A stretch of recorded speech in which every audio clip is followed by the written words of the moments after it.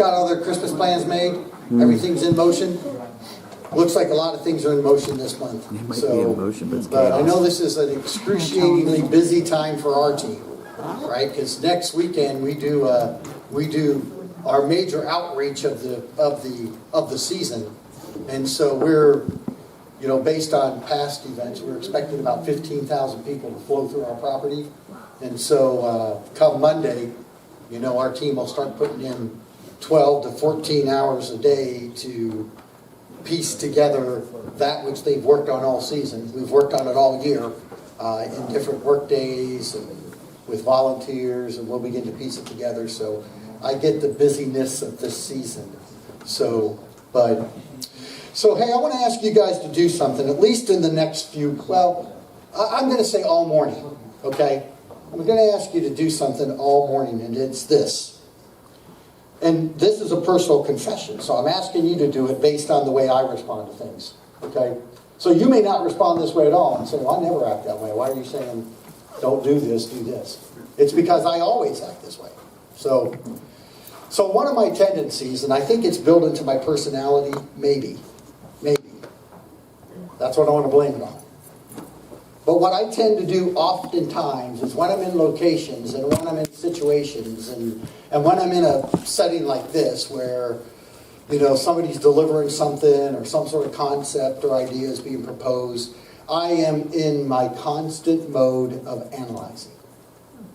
Now, I want to blame it on my personality. Hey, it's the way God made me. This is the way I lean. I analyze everything. I think that's partially true. I think the other thing is that happens when we are always in the mode of analyzing is it's safe. If my job in this situation is to analyze what you're saying, I'm safe. Do you see what I'm saying? Like if I'm going to analyze it, what I do is I create a separation between the content, the deliverer, sometimes what Jesus is trying to tell me in the moment, I create a separation between that. So I'm thinking, right, partially because of the subject of today, right, is that let's not live safe. Let's live dangerous. Like, let's be dangerous. Let's hear, right? Whatever the Holy Spirit wants to speak to us about, let's just hear it. Let's live it. Let's experience it. Let's feel it. Now, I don't know what, right? We have all these different personality assessments, and every year and a half another one comes out, and then that becomes the trend. So I don't know if you're purple or green, or you're a TJ or an FP or what you are, but like I score almost 0 when it comes to F on my Myers-Briggs. So to tell you, when it talks about feeler, I'm not a big feeler at all, right? I mean, I'm not. I score almost a 0 on it. I score almost completely on the T side of, and that's why I blame my personality for the way that I am. But sometimes that causes me to miss out on some real things that God wants to say and do. I think sometimes it helps me. I think sometimes it hurts me. So like this morning, I'm just going to say, I want you to have your thinking cap on, right? Because we're going to talk about the big topic today, right? Evaluation, all of our favorite topic. But we're going to talk about that more from the perspective of self-evaluation and evaluating our ministry and our church and our. So I thought I would start off, right? And right, it's Christmas, so we should do something Christmassy, because evaluation doesn't sound very Christmassy. So although I will evaluate every gift that's given to me and what it means, but what notes people write in their Christmas cards to me, I will evaluate that. Because there's often hidden messages in the wonderful literature. I'm not trying to get you, I'm just kidding. So there was this little boy, and he asked his dad, "Where is God?" And his dad said, "Well, God is everywhere." And he goes, "Well, if God is everywhere, why can't I see him?" And he said, "Well, because God is invisible." So then the little boy says, well, if God is everywhere and God is invisible, then why am I not bumping into him all the time?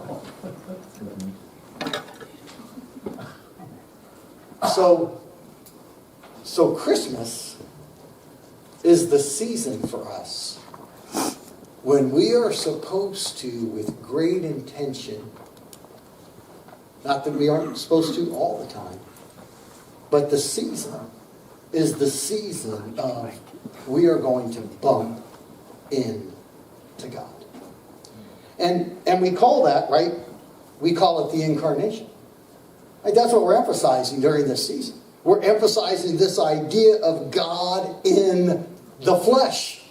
Right? A God you bump into. A God that is everywhere. That we constantly rub up against. You know, when we think about the incarnation, you know, it's such a big topic that sometimes it's hard to like narrow in and say, okay, so what exactly, what is the incarnation and how does that impact me and what does it do to me? And oftentimes I think about the genie in the movie Aladdin, and I think about this quote when I think about the incarnation. When the genie says, oh, it's all part and parcel to the whole genie gig. Phenomenal cosmic powers in an itty-bitty living space. And sometimes that's as far as we go with the incarnation. We're like, whoo, man, he is God confined to this physical form. But I thought this morning, I'm just going to toss out 3 thoughts in our devotional time. 3 thoughts about the incarnation. And hopefully they'll be helpful. Maybe they'll be formidable for us. But here's the first thought I have about the incarnation. Finiteness. That Jesus limited himself.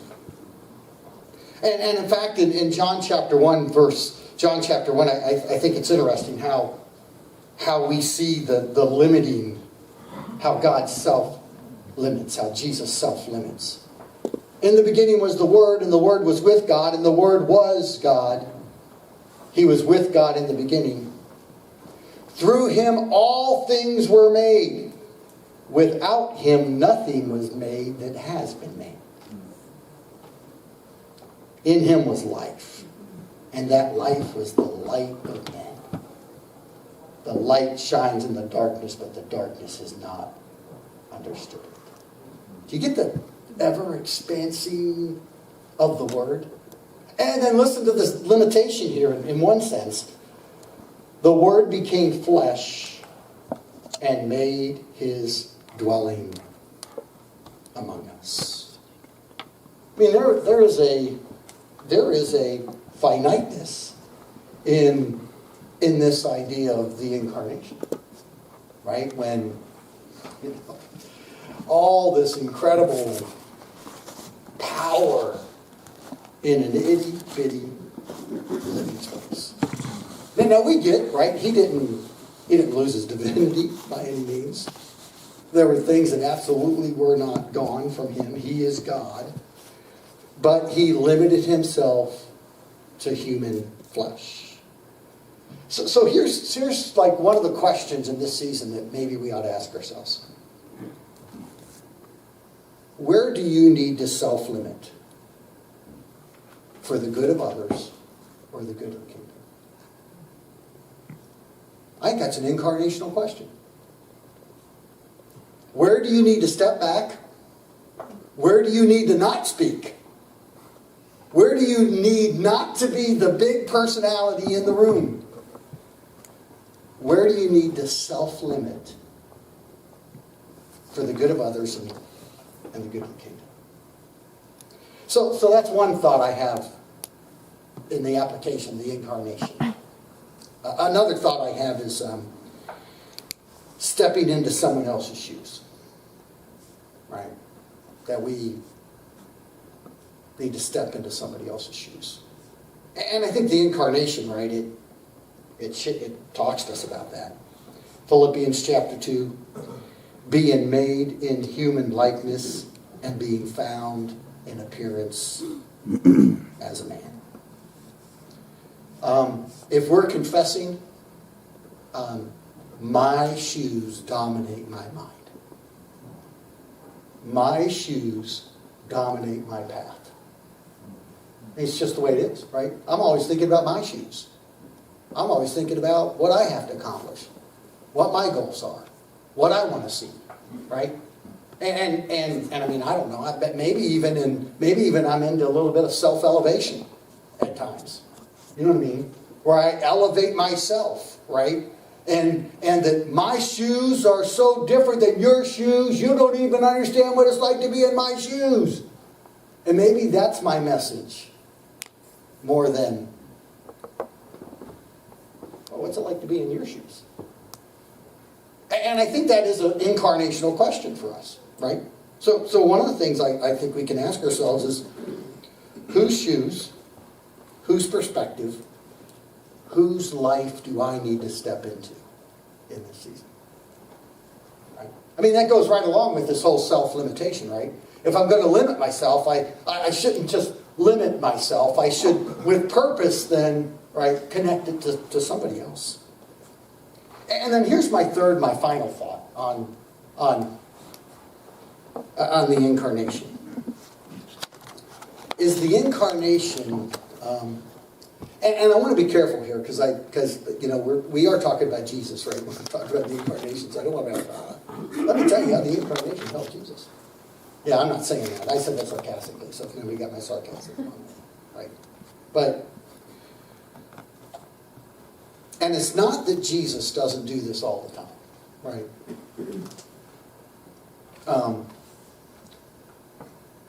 But when he was here, right? He's incarnate. There was an incredible focus on the people in front of him. And oftentimes on the person in front of him. And I think that is an incarnational message.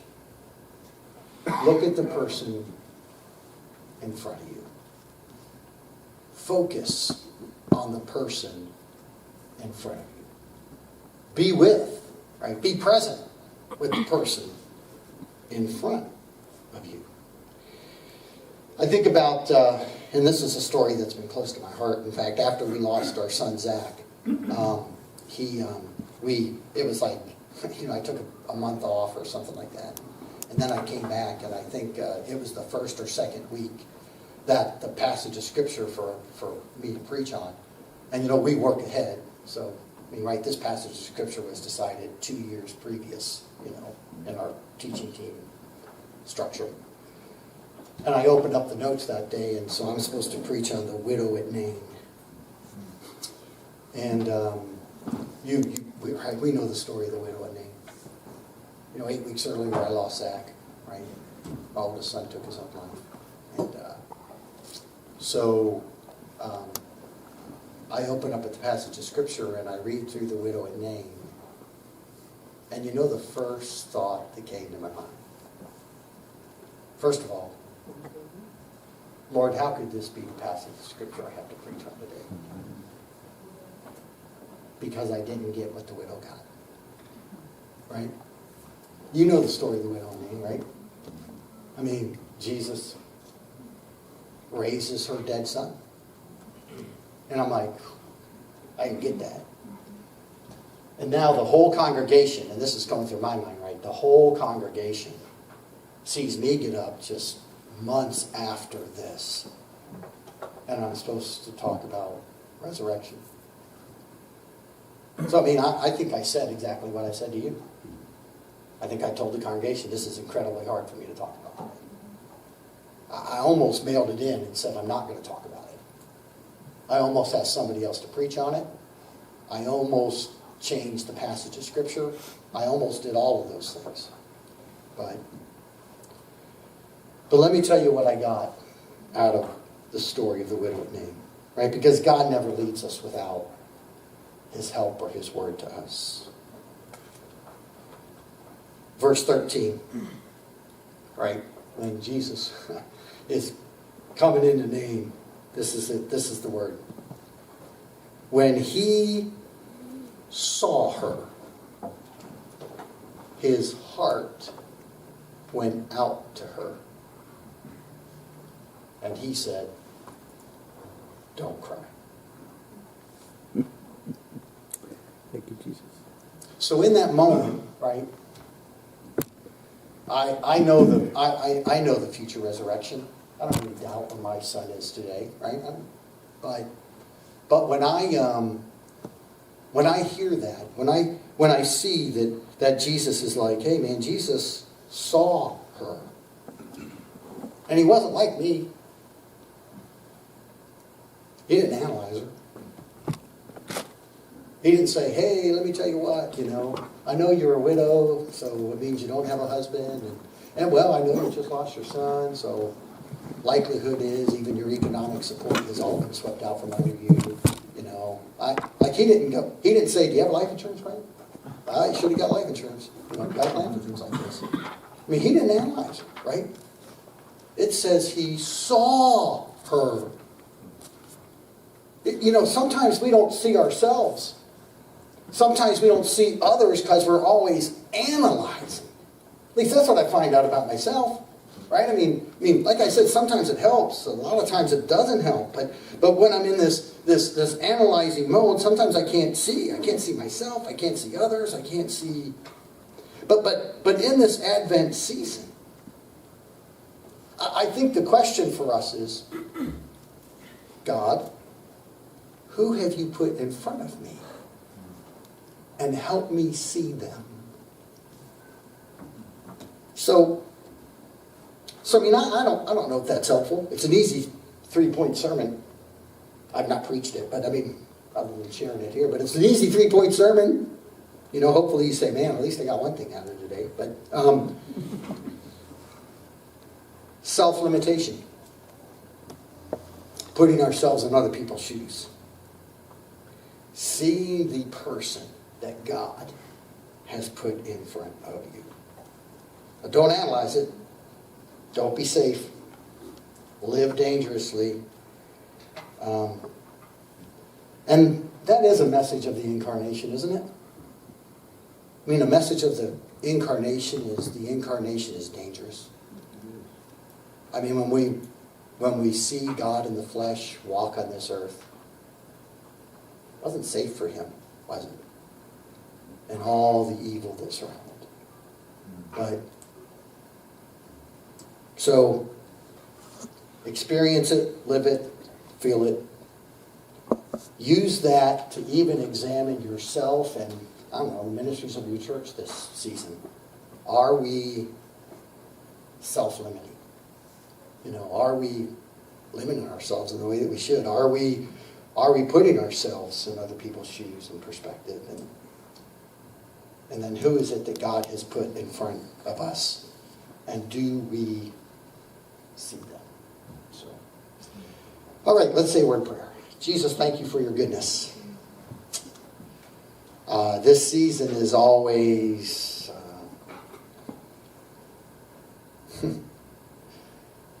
capacity increasing for us.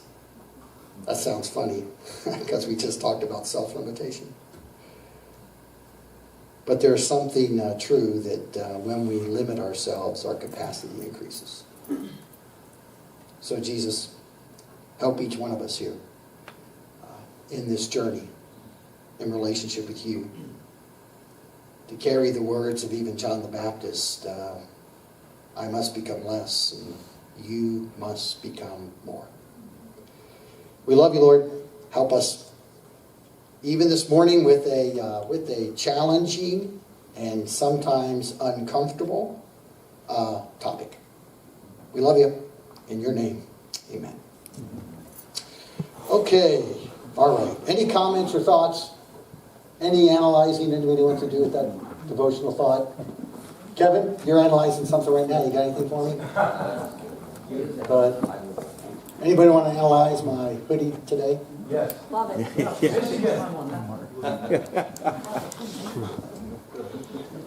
So, good. You never know what's underneath the cover. I want you to know that, right? So it's like you never know what's underneath the cover. So it's like, here's my real team. There you go. All right. Hey, you can use that illustration. Good. So, hey, so we're going to talk about evaluation, right? It is not necessarily always a comfortable topic. But here's what I want to do today. I want us to break up, if we can, and I want you just to grab two other people. I want you to break up in groups of 3, and we're gonna work a little bit in teams of 3 today, and I want you to do that. So and pick 2 people you like, because I want you to sit with them the whole time. Okay? So don't pick people you don't like. This is embarrassing for me. You know. If you see somebody by themselves, put yourself in their shoes, practice self-limitation in your group, don't dominate the conversation, okay? So let's do that now. Let's break up. I want you to get together with at least in groups of 3. And if you have 4, Pastor Kerry's going to break you up. He's going to tell you that you need to be in groups of 3.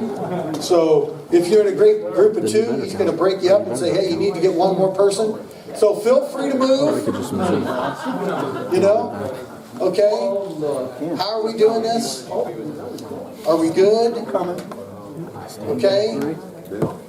Looks like a great table. I can't count. I know that's a difficult thing. I see a table of 4. I don't count. 3. I see a table of 2 that needs 1. Are you sure you don't count? So Join that table. I know this is difficult. Be incarnational. I see 1 back there all by himself. Let's be incarnational. You guys have a group? So There's some confusion. Does Danielle count? I don't count. hey, count. Danielle- I'm only asking 'cause she Danielle said- more than counts. That's what I thought. Right. All What's new. that, or do you need? All right, you 3. So I'll be back. but Good luck. you are going to Hope you want find a table you Danielle's like. insight in your group. I agree. But I don't count. You guys can discuss in a second. For sure. Okay. We just lost the brains. Hey, do we actually have First of all, enough to be 3? I was going to support that. That was a great idea. So maybe we did lose the brain surgery. All right, so there may have to be a group where there's 4. We don't have the exact number. So, but now I do want you to know Cody is an Alabama fan. But put yourself in his shoes, because there's no hope they're making the playoffs. It's been a tough year for them. So, Did you get the ring? yeah, sure. Yeah. All right. You guys try to get rid of me. Okay, so here's where we're going to start today. All right, I'm gonna ask you. You have a little worksheet. Everybody have their worksheet. Andy always does a great job. We're still going to use Danielle as like having the some ideas assignments. though, right? So you have your little worksheet Her here. ideas This is what I want you to do in your group. The first thing that I want you to do in your group, right? And this is, you get it, right? We're trying to overcome a mental block here, right? But spend a few minutes. I'm only going to give you 6 or 7 minutes on this. You can have mine. Spend a few minutes on the biblical basis for evaluation.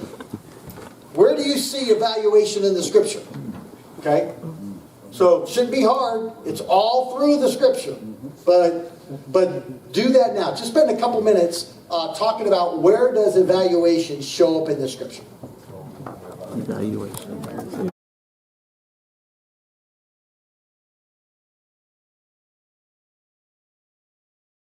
Let's go ahead, and I'm going to ask each group to give 1 scriptural example of where evaluation shows up in the scripture. All right? Oh, okay. So we're going to go ahead and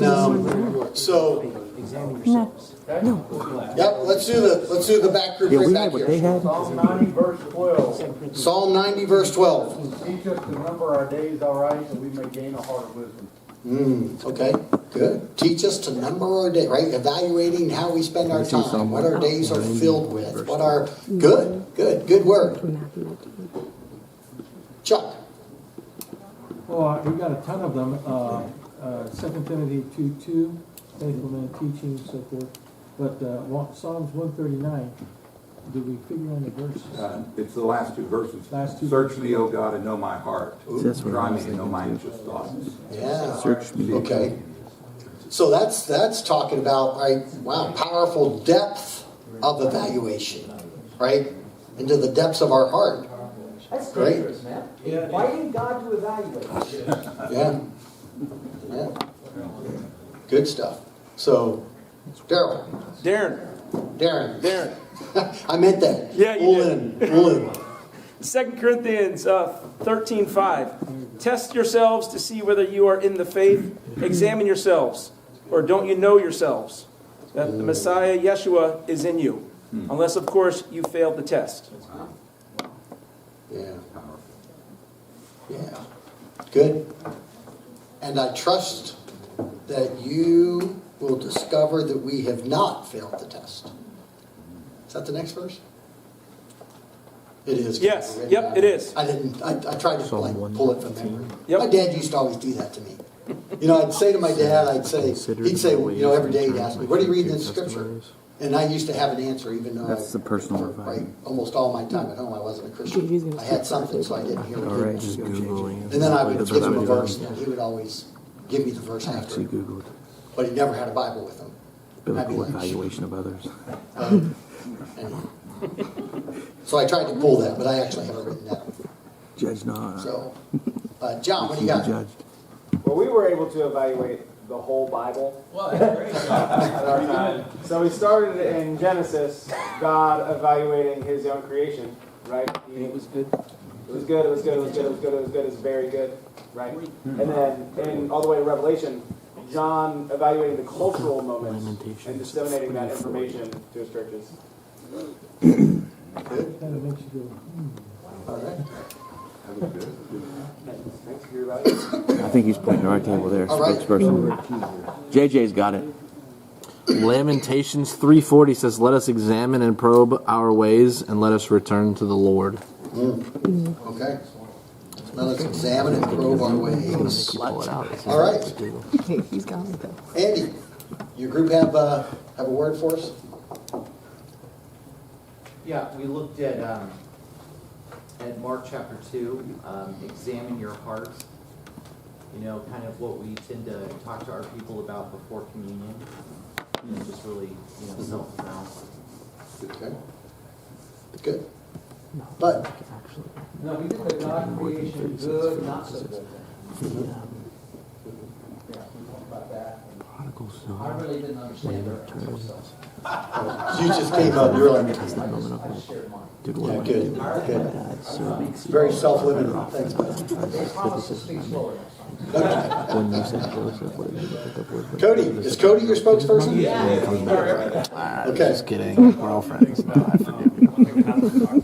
The early church, they were always evaluating, we know that 3,000 were added one day because they evaluated their numbers, they evaluated their growth, they evaluated the culture as well, do Gentiles need to be circumcised? They evaluated constantly throughout the book of Acts. Okay. Okay, good. So, right, a few thoughts on this, right? Great stuff. Some of you pulled out some of the stuff that I had here too. And so, Matthew 13, the wheat and the tares. It even says God allows them to grow together to a certain point, right? Matthew chapter 25, I think this is just this is my favorite end time chapter. And we do see it as the end times, right? Because the question, the disciples ask, hey, when do we know he's coming back? And he goes, well, let me tell you what. Let me tell you what's really important. Instead of the time or the date, which no man knows, let me tell you what it's going to be like. And then he gives the three parables, right? And so he delivers the parable of the sheep and the goats, right? Where, again, right, they're together all day long to the end, but the master's never confused about who the sheep is and who the goats are, right? He just separates them at the end of the day. What a powerful picture of God's grace, right? That he allows the goats to hang around with the sheep all of their lives. Wow. What powerful grace. So, oftentimes, right, we see the talents, right? And 2 out of 3 of the talents, 66% produced something, and a third produced nothing, right? Buried it, gave back to God what God had given to them. And then, then the virgins and their lamps. And I did have a pastor at one time that used to always preach percentages. he always preached percentages. So he would preach, and he was an end time preacher too. In fact, he was a dispensationalist. I don't want to get into that, but he would every Sunday night he would roll his big dispensational chart out on the side of the wall at the church, right? And some of you know what I'm talking about if you're old enough. But and he would every Sunday night that big old. I mean, it was big. I mean, it covered the whole wall side of the church, right? And had the 7 dispensations. And every Sunday night he preached on end times. And so, you know, one of his famous end time sermons, or at least it stuck out to me, was half the virgins' lamps are full and half are not. So there's only 50% of you here today that are going to make it to heaven. So, you know, when I was a kid growing up with that pastor, every Sunday night I went to the altar. Every Sunday night I went to the altar. And every Sunday night I went to bed scared. And every morning I couldn't wait to wake up and make sure my mom and dad were still there. You know, and that was my journey. And yeah, it must work. Something worked, right? Scared half to death. One of the things that was funny about that is like one time I go to the altar and one of the children's workers said, "Dave, you're 10 years old. Like, how much bad could you have done in the last 7 days that you're up here again today?" But anyhow, I could do a lot of bad. A lot of bad can happen in 6 or 7 days. So, life-destructional things can happen in 6 or 7 days. So, but churches and Revelations, right? Man, 5 of the churches in Revelations, Jesus named what their issues were, right? I think that was mentioned. You know, Corinthians chapter 13 was mentioned. Proverbs 27 verse 19 says, "As water reflects the face, so one's life reflects the heart." So when we're talking about evaluation, sometimes evaluation, right, that's not a warm, fuzzy word. But when we talk about evaluation, what we're trying to do is we're trying to see the reflections around us, right? I mean, that's really what we're trying to do. We're trying to, right, when we're evaluating ourselves, you know, whether it be in our spiritual journey or whether it be in our ministry aptitude or whether it be in whatever, right? We are trying to see what are the reflections I can see in this evaluation. When we look at our church, okay, what are the reflections that I can see? Because you know, sometimes it's hard to get all the way down beneath the surface and pinpoint everything exactly, right? So it's like we're trying to catch the reflections of what it is that we're able to see in this process of evaluation. So in one sense, I hope that makes you feel okay about evaluations. Because there's been times in my journey when I have been evaluated too graciously, and I knew the evaluation was too gracious. And there's been times in my journey when I've been evaluated too harshly, and I knew the evaluation was too harsh. Right? But right, when somebody's evaluating you, they're trying to catch the reflections themselves. Right? So I think we have to right? There's only one who knows, and the rest of us are peering through a glass darkly. You know, and there's times I've evaluated too harshly, and there's times I've probably evaluated too graciously. But even myself. So, all right. So the next little work here, next little assignment here. How do we evaluate our spiritual and relational vitality in our churches? Right. That's our theme that's kind of our theme for this. But how do we evaluate? And there's some bullet point items here. Okay. One of the first things that I have placed here is it's hard to evaluate if we don't know what the goal is. So if we don't know what we're after, if we don't have an idea of what we want it to be, it's hard to evaluate. Okay? So there's even some pre-work that we have to do in this idea of evaluation. Right? Part of the pre-work is knowing what we're after. You know, what are we after? What are we looking for? Where are we heading? And so I want to give you one general thought, and then I'm gonna have you guys talk about this. You know, what are ways in which we determine what we're after in this evaluation process? So I'm going to give you a very, very right. We might have talked about this before, but I'm going to talk about the 4 words used in the New Testament to describe the church. You're all aware of these, right? One is koinonia, fellowship, right? We're talking about spiritual and relational vitality. The idea of koinonia, the church is the koinonia. The church is the fellowship. The church is deep-seated relationships. I mean, we just don't hang out and play fantasy football together and talk sports together. Our relationships go deeper than that. Right? They're more meaningful than that.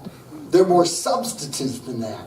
And so are we living out the koinonia, right?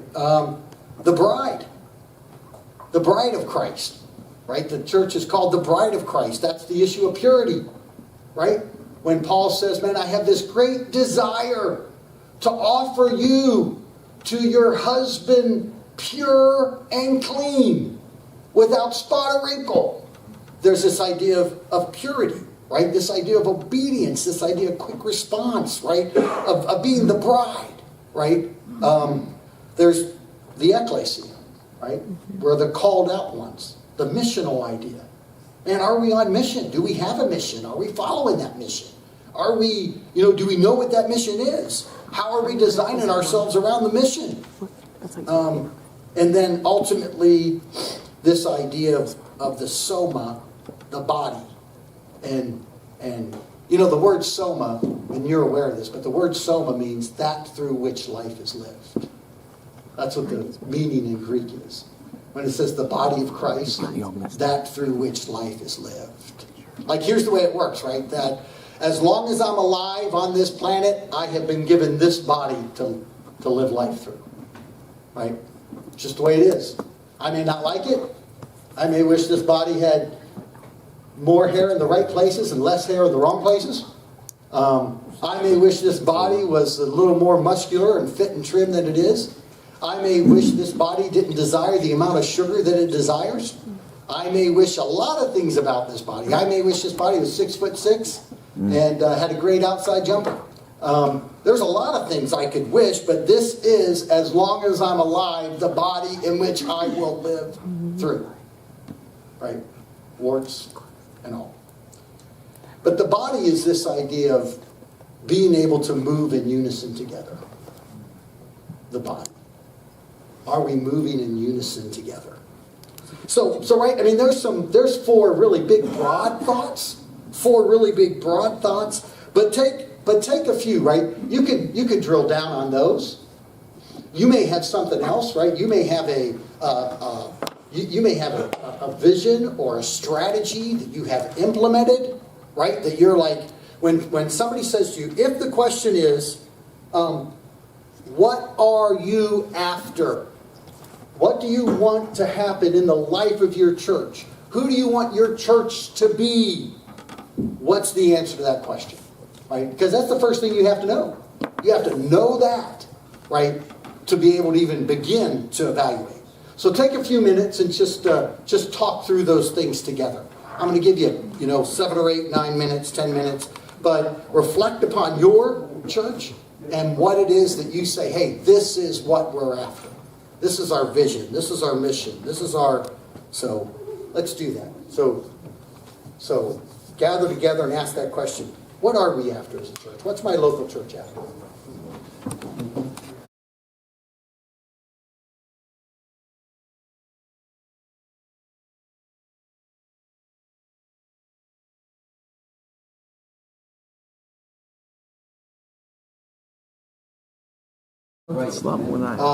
Has their thought about that they want to share on what we are after as a church.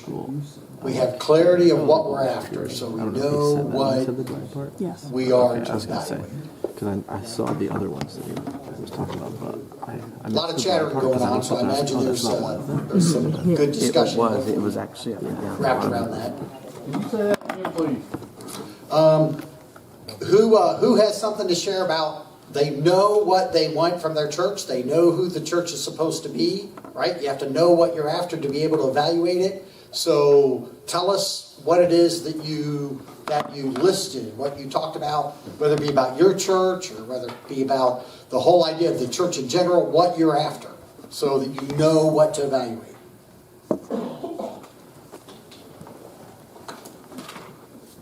We've got one back here. I'll come out of the dungeon.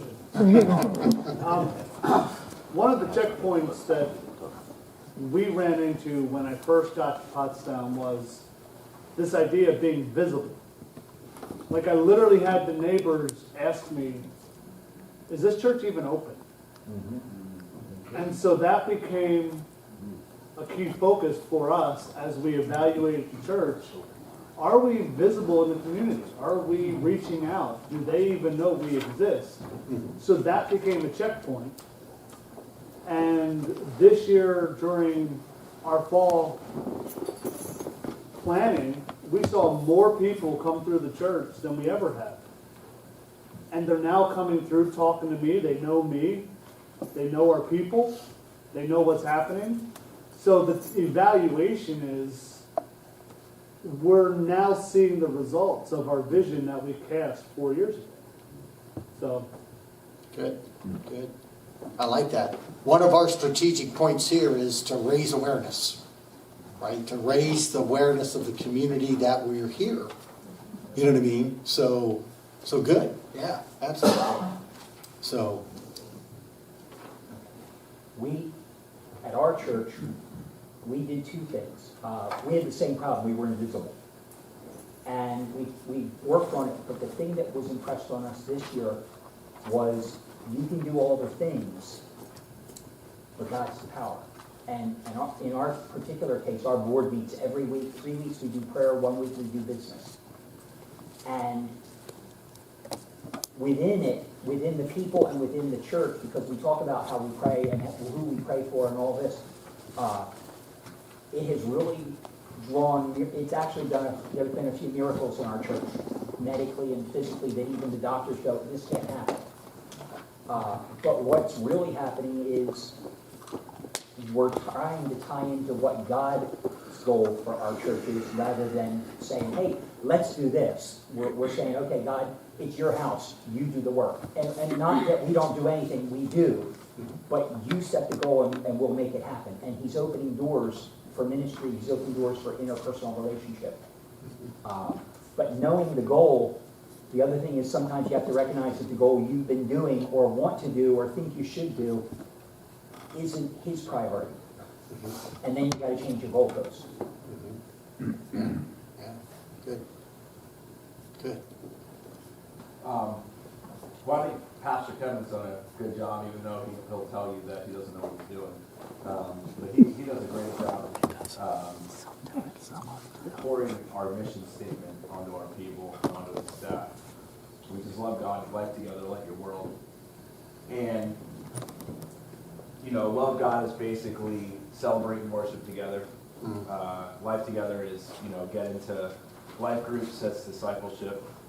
And like your world is to serve, whether that's, volunteering in the church or out in the community. And that's not just, a mission statement for us to memorize and say, oh, that's nice, that sounds good. But literally everything that we do as a body, our ministries, our events, our programming, if you want to call it that, all has to pass through that mission statement. And not everything is going to hit all three of those things, obviously. But if it doesn't hit any of them, then what are we putting our time and our resources and our finances into it for? Right. And so that's our litmus test of, man, is what we're doing as a church hitting this stuff? Yeah. How are we discipling? How are we serving the community? How are we serving one another? How are we loving God and celebrating and worshiping this? So yeah, I think he's done a great job in, helping us to see through that lens. Some power in that, right, is you're taking your mission statement and you're giving something you do and something measurable attached to it. you know, right? So with every statement, that meant this, that means this, that means this, and it's actionable. Like a lot of times, you know, we can have flowery thoughts for mission and vision, but if we don't attach anything actionable to our people to it, then it becomes incredibly hard for them to do, right? It's hard for them to get these thoughts that float around here into, okay, so how do I live that out? So, and that's the power in that. Yeah, we do something similar, right? We talk about the 4 C's: Christ, pointing people to Jesus, celebration, connection, and care. And then we just say, how many people are saved? How many people are we pointing to Christ, right? Celebration, worship. I know, yeah, that matters to us, right? We believe something significant happens in our celebration. So it matters to us that people show up. I always talk about this. I had this conversation one time, not with any of my current staff, but with a former staff person. They're not former because of this conversation. So, but they had said they set a goal for something of like 25% of what they had achieved the year before. And I said, now why are you doing that? They said, well, because numbers don't matter to me. And I said, that's not true. They go, it absolutely is true. I go, that's a lie. That's a philosophical lie. Numbers matter to you. And they go, that's not true at all. I said, okay, when you do this, I'm going to give you a number and you tell me if it matters to you. And they said, okay. And I said, now you're going to plan this huge event. Yeah, here's your number, 0. And he goes, what do you mean? I said, 0. 0 people show up. Does it matter? That's ridiculous. I said, no, it doesn't matter. That's just a ridiculous thought. I said, well, you're getting angry, so obviously it matters. You're getting emotional. So numbers do matter to you. Each of us have a number in our head that's acceptable to us, right? It may be, oh, we've increased by 1. We haven't decreased by 20. We all have something in our head. So, I may be bad, but right, and I know that we often, and I get this, and we should push back against the idea of the church growth movement for the negativity data delivered in many ways, right? And that's a popular thing to do, is to say, hey, I'm right, and I think we should. But the idea that people don't matter, or if people show up or don't show up doesn't matter, is a ridiculous reality. It's a ridiculous thought that it doesn't matter. You know what I mean? Because it does matter. You know what I mean? If you prepare our week to deliver a message, right, that you believe God has anointed, that you think somebody's life is going to be transformed by it, do you want one person to hear that? Right? And so, and I'm not saying you should completely judge yourself by those things. I'm not saying that, right? But I'm saying they do matter to us. And so there's nothing wrong with saying, yeah, in one sense it matters. We're not going to attach our self-worth to it. And I think that's the danger of it, right? Right. That what happens is we start attaching self-worth. And that's one of the reasons why we push back against evaluation as a whole. Because we attach our self-worth to the evaluation. Which means we have misused the idea of evaluation. Right? But like all of us carry junk around inside of us, myself included. You know what I mean? We all carry junk around inside of us that causes us to make statement and do actions and act in ways that really are at the core against what it is that we really desire, right? But again, it's that idea of I'm going to be safe. So what I'm going to do is I'm going to analyze this into wherever I want it to land. But anyhow, right? We do connect, right? Celebrate Christ. Celebrate Christ. How many saved? Celebrate. How many are we engaging in the life of worship? Connect. How many people are involved in group life? Right? Care. How many are engaged in volunteerism? Right? That's our mission, right? We go, hey man, we point people to Jesus. We people have celebration, connection, and care. And then we measure those, right? We constantly evaluate based on our mission, and our vision. So, but that's good. So. One of the things that Ann talked about was, and John, is there are things that are hard to measure, So like John said, we went to Lansdale for the NDI conference, and he said, from the moment I pulled in their parking lot to the time I left, I felt welcome there.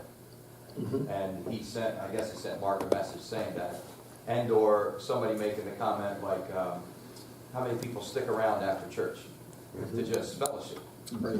So we probably don't count that, but, so you're measuring it, and yet, how do you measure it? And so let's, yeah, right, how you measure it. And most of the time, the most important things to evaluate are the hardest ones to evaluate, right? So, but what you just said, that's happening at Emmanuel, because you have an idea of what you're after, you can create space for it. You can, with intention, go after it. You can, you know what I mean? There's a lot of tremendous things. Once you know what you know, then you begin to, in a very applicable, practical way, say, now what steps can we take towards helping create what it is that we believe God wants done here? You know what I mean? So, right? And we get it. We're not saying we create it, right? Scripture's clear on that. We plant and we water. God delivers the growth. But we are to plant and water. And I don't know any farmer that just says, well, I'm not going to plant any seed, and I'm not going to plow the field, and I could care less about my equipment, and, you know, I'm only going to plow 30 minutes, you know, right? I mean, every farmer cares about every part of the process if a crop is going to be produced. They don't grow the crop, right? But yeah, that's good. I'm getting a little preachy, I'm sorry. Amen, sir. Disciples, preparing the church. I mean, we don't do that work we're talking about when Jesus show up. Yeah. Okay, somebody else. Good stuff, Tom, good stuff. This wasn't specific, but just as you were talking, I'd jump on that. Like for us, one of the things that we really have implemented, and I don't know that I was smart enough to say I meant to do this, but we kind of, stumbled on it. And I think it's because of my nature and personality too. Not just with our staff, but it's almost ingrained now in every level of leadership that there's a component of evaluation in all of our conversation. So when we meet together in our team meetings for whatever it is, whether it's a short-term little event or it's an ongoing regular ministry, there's always, as I'm thinking about it, there's always an opportunity for the group to be a part of why did this work, what do we need to do differently, how does this make us move forward, and inherently it is connected ultimately to that mission that we are serving Christ now, and again, not every group uses that specific, takes our mission and says, hey, let's evaluate it based on this, but it inherently is happening as a result, and every leader who steps into leadership has watched it and subsequently is learning to do that as they lead their teams. That's good. So we have a little stand-up meeting every Monday morning. We say little. We call it stand-up because you have a stand-up meeting because it's supposed to be short. So we call it stand-up meeting, but we all sit down, and it always lasts way, way, way, way longer than it's supposed to. Yeah. But we do ask ourselves three questions. Everybody, it's two? No, it's three. It's three questions. And what was the God moment? I always skip on. There you go. I thought it was, what way is God moving and what is fixed for next week? Yeah. No, it's not. Well, you know what? I thought we did a way better job than we did. Now you see the difficulty of things needing through the team. It's what went well, what didn't go well, it needs to be, I disagree with that. I'll tell you what, I fully agree with that. So next week's stand-up meeting, this is what your topic is. So There's going to be a third one. Well, now we know. those are the three questions. What's your God moment? What did God do? What went well? And what needs to be fixed? Right. Yeah. Those are our three questions. It needs to be fixed, it didn't go well. Yeah. I've noticed that you've been only answering two of those questions, Dave. Yeah. So, yeah. Okay, there you see we teach you how to do it, we talk about how to do it and how not to do it. So you just saw a great example of how not to do it. So, but that's it, right? It's that constant idea of, you know, with the idea of evaluation, right? A lot of times we think evaluation is a negative. I've never seen evaluation as a negative. Like, you know, Pastor Carey came in the other day, and right, which we all experience in our lifetime. Although I think I'm only going to experience it one more time before I'm, you know, before I hang my shingle on the wall. But, but you know, Pastor Carey showed up with the church board, and we went through our evaluation. You know what I mean? And it always opens the doors for good discussion, right?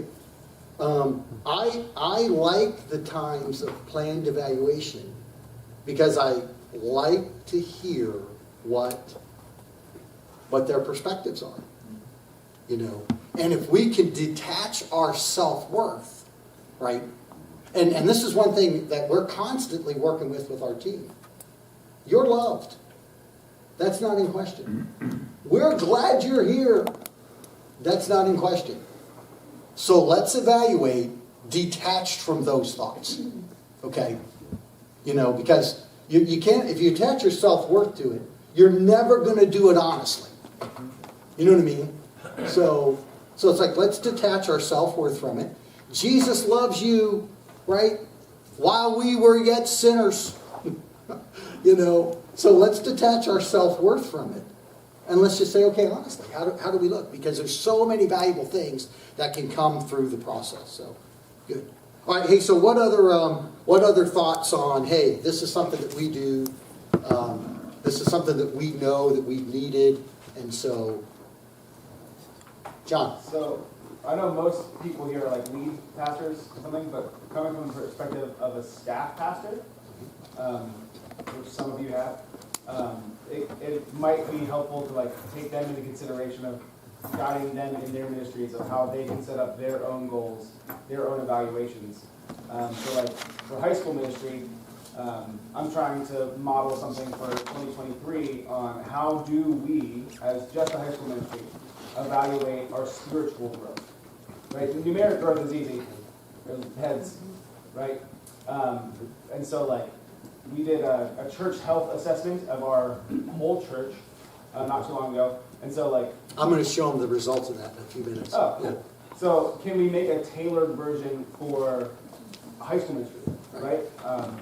So it could be something to think about for your staff pastors. Yeah, that's good. That's good. I have that list of detailed stuff. But we should talk. Yeah. We should. What? You look familiar to me. Anybody else? Good stuff.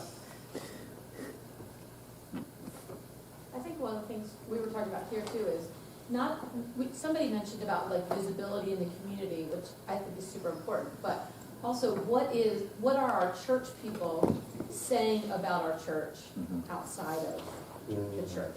Yeah. That's even different still than what the community says, but it feels like if there's a sense of vitality, then as they go about their everyday life, they're sharing with people, even when they can't even articulate it, or but there's something connected to, you should come to my church. Like you're struggling.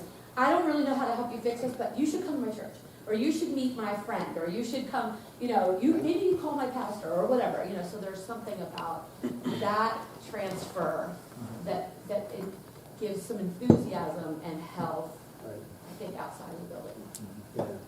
The vitality shouldn't just be, hey, it's great to be together. Right. Yeah. It's like something bigger's happening here. And, yeah, good stuff.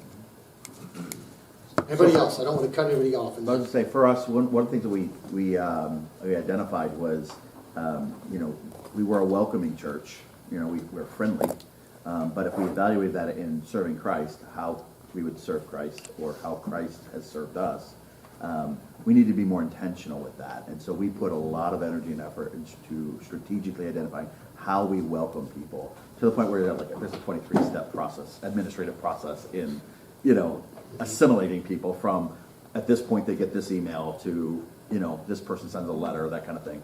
But we've been walking and tracking with that, and over the last year and a half, not only can we say, yeah, we think we've had a lot of people come to our church, we can literally tell you the name and person, place, how long they've been coming, and really walk with that journey.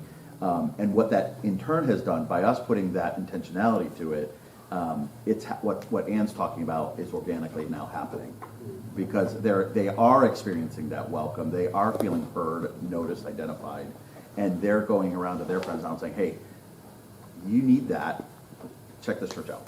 And it's all because we just put a little bit of effort into this one area that we knew needed strengthened. Yeah, that's good. That's good. Okay, now we've talked a little bit, we've dipped a little bit into all the different things we're going to do, so let's kind of hone down on it. So you'll notice that on your outline there is a subjectivity about evaluation, and there is an objectivity about evaluation.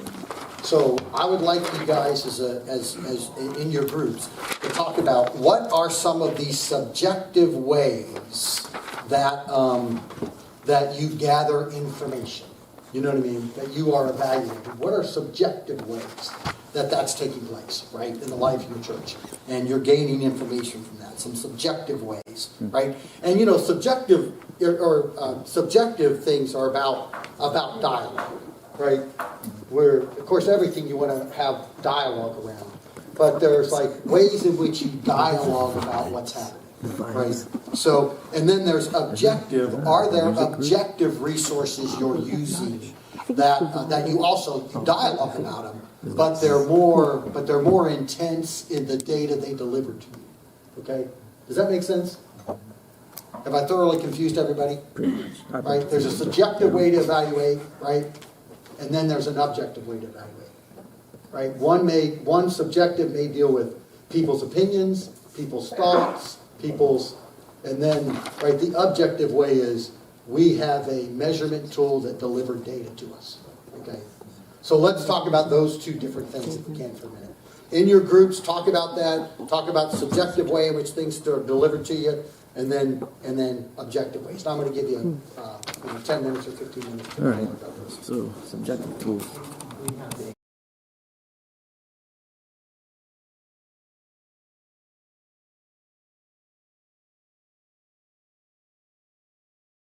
Back in here, let's. Church's participation in it matters to me. We were talking about subjective forms of evaluation and then objective forms. So let's start off and let's just talk about some subjective ways in which evaluation takes place around you. You see subjective ways in which evaluation happens. We have this young lady here, she's smart too. I know somebody has one or two powerful subjective thoughts in their mind.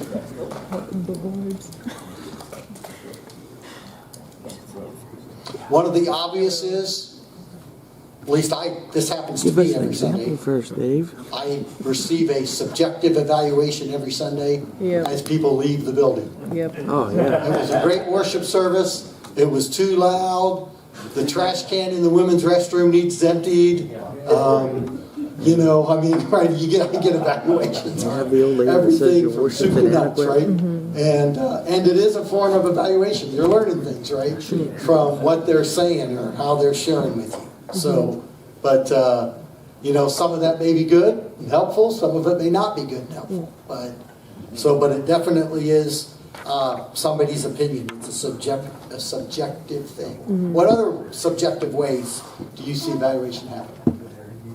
I really like our first time here, feedback little piece we have on the church app and the website, because you're getting subjective, but you're also getting fresh eyes. And I think that's very powerful when you're hearing a perspective that is a fresh look at who we are, what we're doing, the experience. And so that is very powerful information, and oftentimes we get stuff that we didn't even think about. What that person's experience was in the parking lot, what was their experience as they were leaving. And so it's been very helpful to inform us about how how we sort of need to go back and take a look at some details. Right, right. So what Andy's speaking about particularly is he's speaking about our first-time visitor survey. So we email everybody who gives us their information, we email them a survey to take on their experience with us. We're probably not the only one that does that. Anybody else do it? Okay, so we can't afford and that this is fancy stuff. basically, let me read one I have right here in my email. And I'm reading it for a very specific reason. So it was to a fellow named John, and it has their full name, but I'm not going to give that. Comments. This is why I'm reading it. Great sermon on being offended. Love the band. What service did you attend? 11 a.m. What did you notice first? How welcoming everybody was. What did you like the best? The feeling of just being comfortable. What was your overall impression? Joy. How did you hear about Fairview Village? My youngest went there for pre-K, and I attended some services a long time ago. How can we pray for you? Overall mental health and well-being in my family's daily lives. Wow. But so you can see the survey is very simple. We do have an open comment. All of the questions are formed for positive answers. Right? So because we want people to think about what was positive, right? That's what we want to leave them with. So we didn't ask them, what did you hate? Is there anything you would change? We didn't ask them anything negative. Because the survey does have multiple goals attached to it, right? We do want to gather. But we have got surveys where somebody has said, I came into the building and nobody talked to me. You know what I mean? But these surveys are used for different reasons. Like, for instance, when somebody sends a survey in and there's a positive response, sometimes somebody will be named in it. You know, boy, I was greeted by Pastor Andy, and boy, he really took great care of us. And then we can go, hey, Andy, man, good job. You know, or I went to da-da-da, whatever it is, right? You can use it for encouragement. You can use it for what do we need to improve on. But we have had some critiques on it too. And that's, right, that is subjective. It's planned, but it's still subjective. It's the person's opinion of their experience. So, Gary. Out of 100 of those emails, how many do you get back? Our return rate's probably 35%, which isn't bad. You know, so, but, you know, I'll be honest with you, Nick is the main point person on those surveys. And so Nick's not here today. He could give us a more exact detail on that. When we don't get any back for 3 or 4 weeks, it's because the link is broke. And so when 3 or 4 weeks go by and we're like, we haven't got a survey back, then they run the test and they realize the link is broke, so they fix it, right? Because that happens periodically. So, but we normally receive a steady flow of them in. So the one realization is, right, and this happens to all of us, is people visit often before they will give you their information. Mm-hmm. Rarely does it happen that people give you their information on their first Sunday. But we're getting a little off track here, but if somebody gives you their information, if you ask for it and they give it to you, you better use it. Yep, right. Because you have set an expectation for them. And once that expectation is set, if you don't respond to it and meet it, they are now rejected. So if you don't want to make contact with guests, do not ask them for their information. but anyhow, but good. We also do, like when somebody gets first time giver, when we have their information, if it's delivered away, we have their information, we send them a thank you note. We send them an explanation on how their funds are used. And we also attach a questionnaire to it. You know what I mean? So, cool.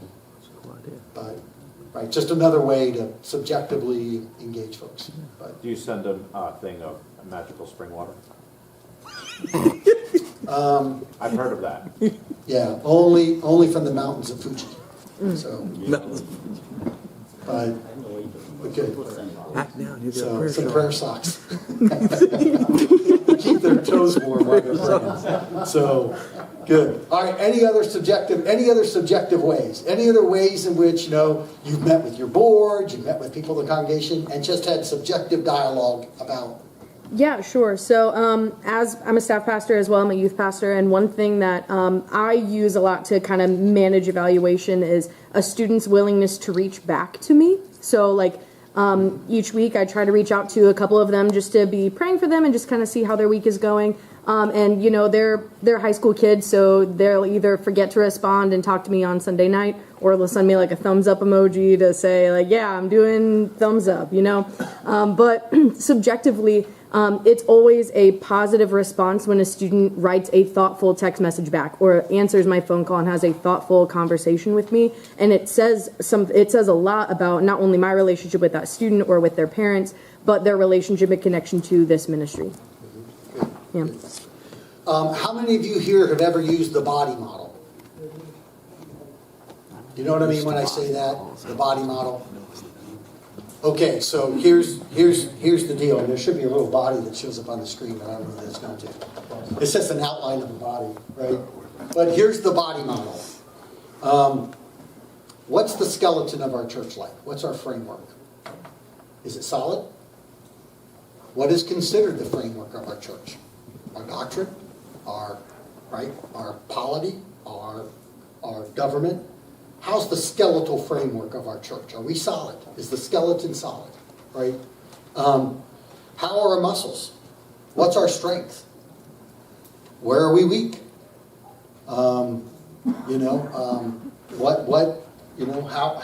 are we moving that skeletal frame?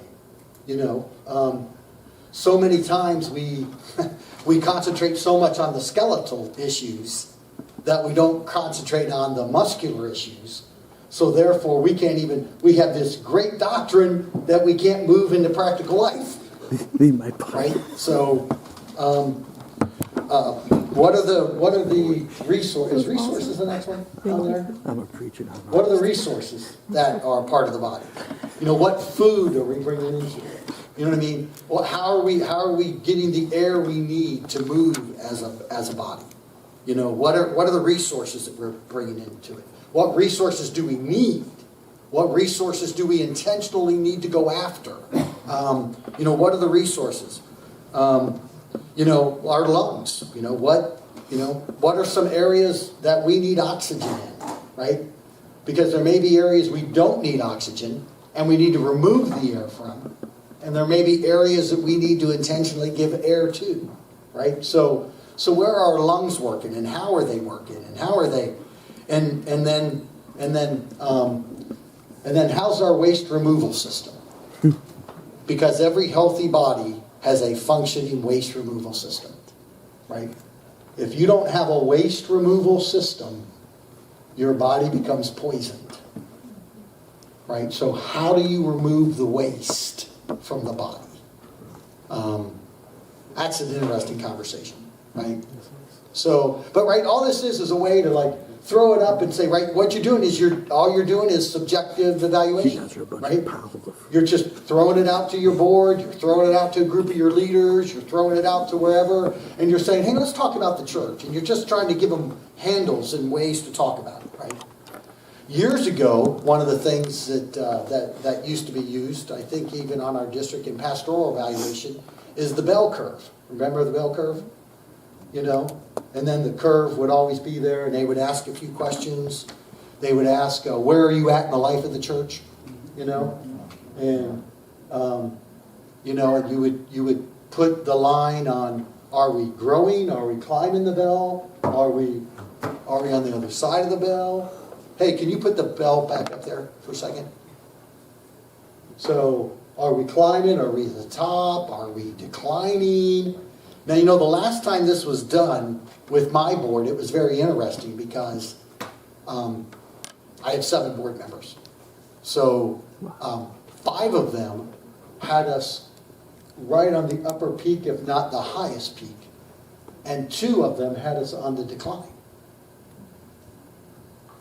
And so it was interesting to have dialogue on why are we at the peak and why are we in decline. Anybody want to guess what the results were from that discussion? It's the ministries they were involved in. Right? Because whether we like it or not, right, all ministries have a shelf life. Right. And what happened is those whose shelf life, those ministries that were expiring, and they were engaged in them, good, great people, spiritual people, but they're like, I'm telling you right now, I mean, we may be running whatever, our church we may have just baptized 75 people, we may have just, but in the ministry they're engaged in, it's in decline. It's not what people are responding to anymore. You know what I mean? So, very interesting. And it was helpful for them, right? It was helpful for those who said, man, we're booming, to realize that there were segments of the congregation that don't feel that way. Because the things that they have loved for so long no longer are, right, on that upper curve. So it was helpful for those to go, oh, wow, I never realized that. And then it was helpful for those that were on the decline to realize that not everybody thought like they did. That there were parts of the church that were alive. And we even had discussion at that point to say, okay, so like for the two of you who said, hey, we're kind of on the decline, what do you think you should do about that? Anybody want to guess what some of their responses were? They were all over the map, right? One of them was, well, we need to pump air into this ministry. We need to revive it, and we need to. But then there's always somebody who, right, says, maybe we ought to be a part of the things that are alive and growing. Do you know what I mean? So, right, and you get different opinions, but here's the beautiful thing about this. When you create dialogue about subjective stuff, you're not saying it. Are you following me? Mm-hmm. You're not saying it. They're saying it to each other. And sometimes there's something better when they say it to each other than when you say it. Like when somebody comes to me as pastor and says, Pastor, we need to pump air into this. We need support. We need to da-da-da-da-da. And I go, listen, baby, that ministry's been dead for 10 years. The horse is dead, dismount. Sometimes that doesn't go so well. Right? But if somebody else says, well, why haven't you ever considered engaging? And it's interesting, isn't it? So, I mean, but these kind of things can help us along the way. And we do know we're not always the person that has to say it, right? So, and sometimes in the evaluation process, that's what happens, is they start saying it to each other. So, there's some subjective models, using the body model or using the bell curve, and so let's talk about objective models. What objective models have you used that you're like, okay, these are objective, and there's data that goes along with this that says. We talked about a little bit of that, right? When Kevin goes, this is what this is. It's measurable. You can measure it. So that can be objective, because you can attach more than an opinion to it, But, so, other thoughts? Any tools you've used to objectively measure?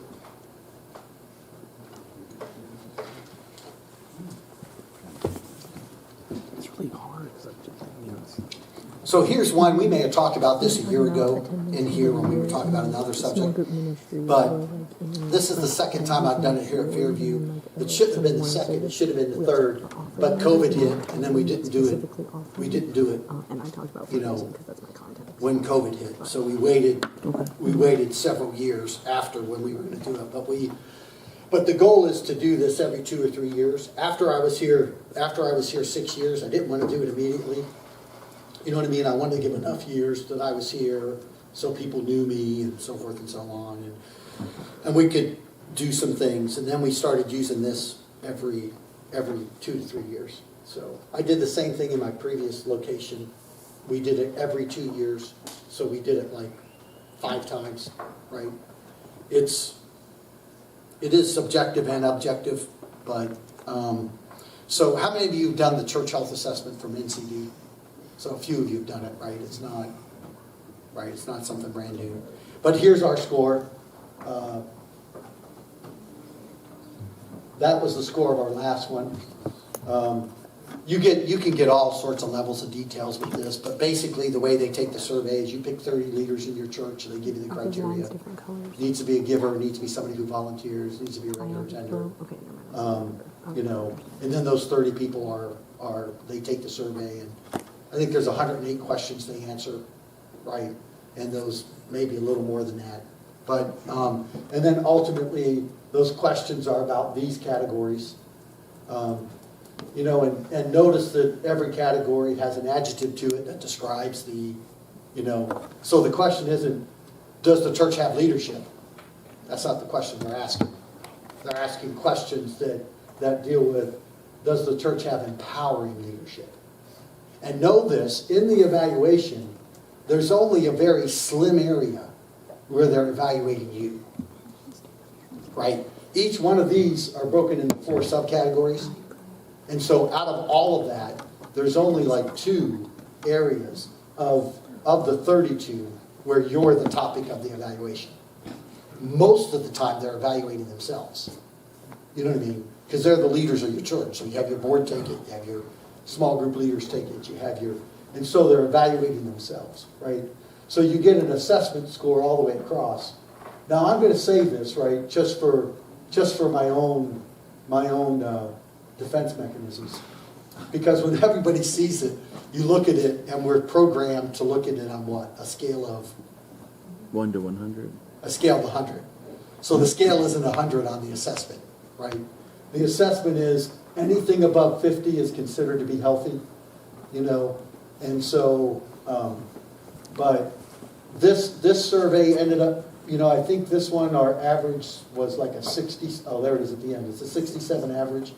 The last time we took it, which would have been 6 years ago, it was a 62 average. Awesome. You know, but they also give you comparisons from the last time we took it, what we did better in and what we did worse in, you know. And so how we have used this is we have used it in 3 areas so far. And then now I have the details. So I have all the answers to every single question asked. So that'll be the next layer we go through. But the first thing I did was, as a church board, we sat together and we went over it. You know, not just this. I mean, there's a lot more that comes with this. But we went through every area as a church board, right? We spent 2.5 hours, 3 hours, and we talked about it.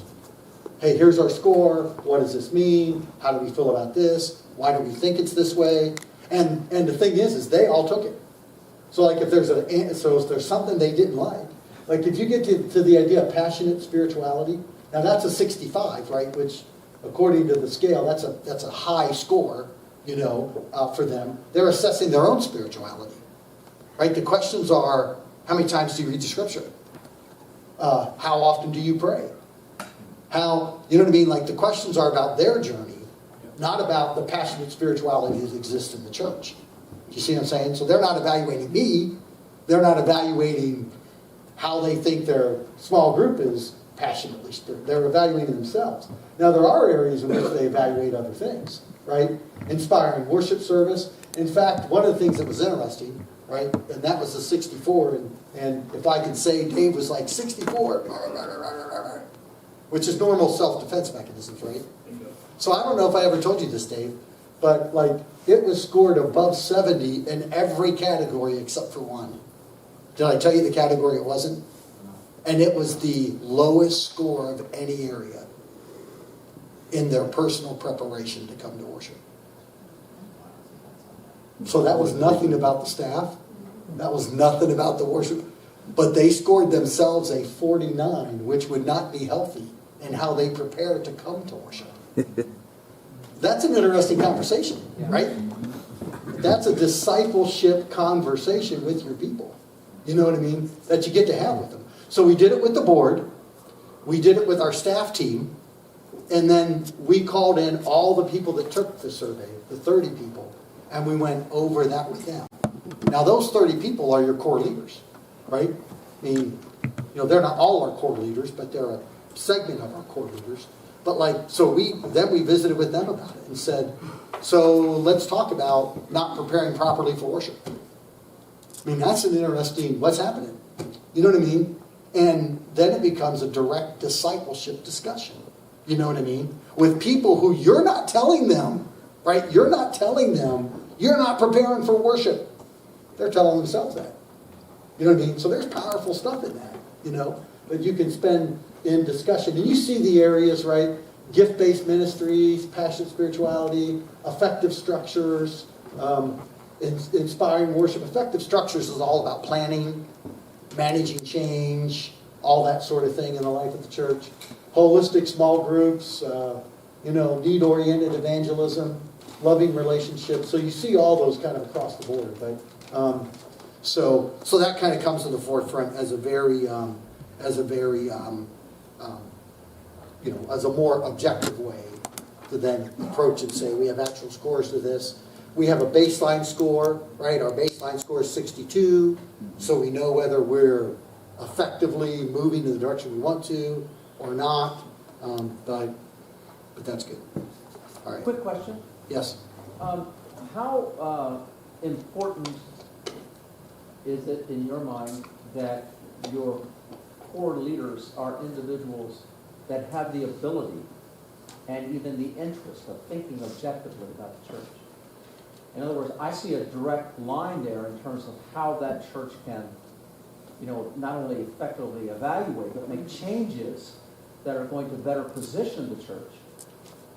My experience has been that the ability to speak objectively or think objectively is a sign of spiritual maturity. And that I hope this doesn't sound too cynical or skeptical, but I think that kind of objective thinking is rare in the church. I think most of our people, if you ask them to evaluate the church, they're thinking almost 100% subjectively. It's all about what is on their nose at the moment and how they feel about it, which makes it a real struggle in terms of helping a whole congregation to move that direction. Definitions help me, so I went to the definition concerning objective. Facts not influenced by personal feelings or opinions. Well, who's capable of that? If that's your criteria. So I think that's incredible that your core leaders are capable of that much objectivity. However, I think most of us, the world we live in, we don't have leaders that are capable of that kind of objective thinking. Now, maybe that's a little... So here's what I would say about that. If you've identified that, now you know what you need to work on. Yes. So, right, because so you have to give them models. You have to help them understand why sometimes we're not attending. Right? So we have to train and disciple them and develop them, and so that they can begin to think objectively. Now, nobody ever gets to be 100% objective, right? Right. Like you said. Now, nobody ever attains that in life. But we can disciple them to be more so that way. And then so or not to be controlled by the subjective thinking. Right. But Dave, I think there's a difference between the scientific method that you used here that comes out as being objective compared to the subjective subject that actually takes the survey. And so you're talking about two very different things. Right. When you're talking about this. Anytime anybody takes a questionnaire or survey, it's all subjective. Yeah. It's all based upon how they relate to that topic. Right. What you have offered us here is then the bringing together, the analyzing of all those subjective views to say objectively, this is where our church is. Right. And so I think that talking about two different things that just need that clarification, that there is validity in what you have here, and there is validity in this tool because it is objective, but it's made up of... Right, it's an objective tool with subjective content. Exactly. That's just the nature of the scientific and method. just to understand this tool, right? they're not, much of this tool, they're evaluating themselves. You know what I mean? Because the questions are personal to them. You know what I mean? So they're evaluating themselves and their engagement in the life of the church. Right. A lot of times when I don't disagree at all with Bud, you know, because the bell curve brought that out, right? The bell curve brought out that subjectively the people are looking at it and saying, we're in decline, when everything else shows we're not, right? And 5 of the 7 people in the room said, are you kidding me? It's never been better. I think that's the greatest tool. I think that's the greatest thing about this tool, is that, man, for those 2 people, that was a game changer, because they were so locked into their own subjective experiences. Mm-hmm. They were confronted in a way by their peers to say, you know, there's another way of looking at this. And so I think that's the value in a tool like this, certainly for those 2. Mm-hmm. And by the way, those 2 can have a lot of influence on a congregation. Yeah. So when you're talking about soma, body, moving in unison together, that is a very, very helpful tool in having your core leadership moving together in unison. Yeah. So from that perspective, I think it was extremely valuable. Yeah. And now I'm gonna say something else, and you guys can correct me or call me an idiot. So I'm talking about my own journey. When I first started in the pastorate, my board meetings were filled with crisis management. Crisis of relationship, crisis of finance, crisis of you name it, right? I mean, and I have to tell you that my seminary education did not aid me in trying to manage those crises. But here's one of the things that ultimately, after having 2 or 3 or 4 of those board meetings, you know, where I told you this before, but where my treasurer's report was always like, well, we had to pay his salary, we had to pay his insurance, we had to pay his parsonage, so we don't have any money left. that was a state. I could have gave that board report. That's what you said. But right, everything was crisis driven and crisis oriented, and so I had to ask myself the question: how do we not be crisis driven anymore? I have to somehow change the mentality in this room. I have to change it from crisis to mission. Now, how do I do that? So then I was just thinking, how do I do this? They think they're barely hanging on, and truthfully they were. But part of that was what they projected in and of themselves. So it's like I got to change this thinking from crisis to missional. And so, I mean, that in and of itself would be a great topic to discuss one time, wouldn't it? You know, how do we move people from crisis functioning to missional functioning? Like, one of the things I did was I made the finance report the last thing. It always used to be the first thing. I made it the last thing on the board report. And then I started putting missional topics on here, on the board agenda. And I made sure we talked enough about those missional topics so that it was the wee hours of the night by the time the finance report came up. Because you know what happens. The last thing on the board agenda is the thing you talk about the least. Mm-hmm. The first thing you put on the board agenda, because they're energetic, is what they talk about the most. I like that. You know, so it's like you use a little bit of strategy in this process, but moving them from a crisis orientation to a missional, vibrant vision orientation, and doing that with intention. And then the personal meetings we had. Right? I don't know how many personal meetings I've had with people in the life of my ministry where I looked at a board member and said, you got to give me the board meeting back. You got to stop this. Like, you're crushing us. You know what I mean? No, I said it in a much nicer way, because I'm not really nice guy. But are you following me? I mean, right, where you say, hey, let's talk about board meeting. And then you let them, but then you talk to, but moving the needle from crisis to is, but good. Hey, you know what? I realize we're having dialogue. I never gave a break. Do we need a break? I noticed several people went to drain the radiator as we were. The radiator? I've Just- never heard that. You never heard that? No. I've also never heard the term radiator. So I don't want to like hold everybody captive and your bladder's so full you can't hear anything. I also don't have dairy them, so I'm very So, happy.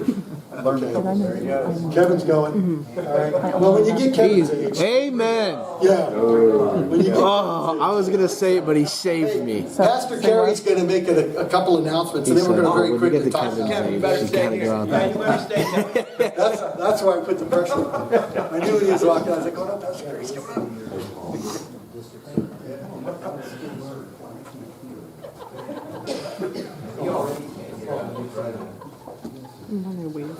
This morning, as I had kind of a vision on the way here, I guess, I think the Lord was trying to tenderly tell me something about y'all.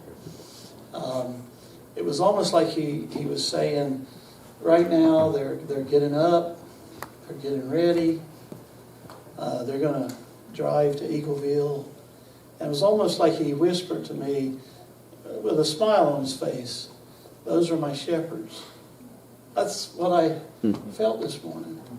Thank you, Lord. Because I don't think the Lord's going to let you invest in this today and not bring some kind of reward. I don't think that's why we do it. But it was just real tender. I felt like, how can I word that? I don't even know if I worded it even close to the way it felt, but it was almost like, hey, they do this for me. You know, I hope that helps one person. And on the way home, maybe he'll whisper something back to you. A few announcements. If you could write devos, if you preach a good sermon on Sunday, and you think, wow, that's a pretty good message, I could turn that into a one-pager. That's a devo. And you can send that to Danielle Cook in the middle. Our goal is that I won't have to ask for those at PCDC, because you'll just flood her inbox with devos. Good luck, Daniel. Otherwise, people who think the district exists just for them to write will be the only ones that we send out, which we appreciate those people, because they make sure we have some backup. But we'd like to hear from all of you. So it could be a testimony, short devo. Love to have it. Something you used 5 years ago that still seems fresh to you. Hey, copy, paste, send to Danny or Cook. The Christmas brunch is about to happen. That's going to be Saturday the 10th at Ephrata, 10:30. I don't know if I've said, but Dr. Crocker will be with us to be our keynote speaker. So far, we have 130 people registered. Good. So we will order the tablecloths, so if you could go ahead and get your number in, we'd like to have a tablecloth on your table. The Four Winds Prayer Retreat, Brother Jonathan couldn't be here today. He asked that I would announce that you need to register by the 28th of December. The dates this year or next year, January 10 through 12. He told me he had 8 rooms left to reserve. So that's at Black Rock. If you don't know where that is, it's south of Lancaster County, I think. Momentum, Dr. James Dobson, who used to do Focus on the Family, when it came to Christmas, he said, on this program we repeat the good stuff. That's what he would say. Well, momentum must be the good stuff, because we're getting ready to repeat it. A lot of people have asked, can we do that again? So momentum is on the road. Frank and Bud are driving that bus, and Bill Foss is putting the fuel in it. And so momentum is going to be happening. The discipleship workshop is kind of an understatement. But that's going to be at Sealands Grove, Momentum 2.0, we're calling it. It's going to be at Sealands Grove, and it's going to be Saturday, January 21st. So it's one of the, I'm just going to tell you, it's one of the most practical 3 hours or whatever, 4 hours. I think they feed you in the middle. It might be 5 hours. But it's the most practical. I think you can leave out of there with just freedom that I can make disciples. It's that sense. Finally, if you're not receiving emails, let Danielle Cook know. She's the one in the fine leather, sitting there in the middle. And the code today, some of you saw it on the screen, some of you didn't even know there is a screen today because you're just listening. The number for lifelong learning is 231321. 23132. 23132, that's 3 hours. And nobody else is looking at that, but I'm sure the Lord's keeping up with it in heaven. So, lifelong learning. Rack that up. Well, I think now is the break time. What time, Dave? How much time? Yeah, let's just take 6 minutes. Okay, 11:31. Be back. And we're I can't even imagine that. Wow. All right, here goes again. Good. All right, so hey, here's our two final bullet points today. Okay. And we're going to just do this collectively rather than break up We're into left at the so, table, though, man. but so the advantages and the disadvantages of self-evaluation. So let's talk about disadvantages first, okay? What are the disadvantages of self-evaluation? What are the disadvantages of self-evaluation? Believing. Okay, you can exasperate your paranoia. Right? So, sure, you can feel rejected. Yeah. Blind spots. Blind spots. It's great. Right? Yes, depending on how the evaluation is done, it can be concentrated on what you're doing poorly rather than what you're doing well. Okay? Okay? Though, if you're in charge of the evaluation, that is a great thing to think about. I don't know how many of you in the room have been through an evaluation with Pastor Carey, but he's a master at concentrating on the positives. That's the reason I'm still pastor here this week, because he concentrated on the positives. He swayed the whole room from one side to the other. So, but good. So, I would just add, I don't think there's a ton of disadvantages to self-evaluation. As much as most evaluation that happens in our structures are external, not self. Okay. There's not a lot of self-evaluation. I mean, because that's it usually comes from the outside, at least as I've seen it play out. In our context. Yeah. On the district over the years. Okay. Yep. Have you ever been overwhelmed by the evaluation? Yeah. Right? That's one of the things that can happen. You evaluate. Say it again. And you're like, oh my goodness, there are so many things. And managing the, right? Managing that. There's some tools that we should have in our tool belt, right? Yeah. One is we should, our own emotional intelligence in the midst of evaluation, because,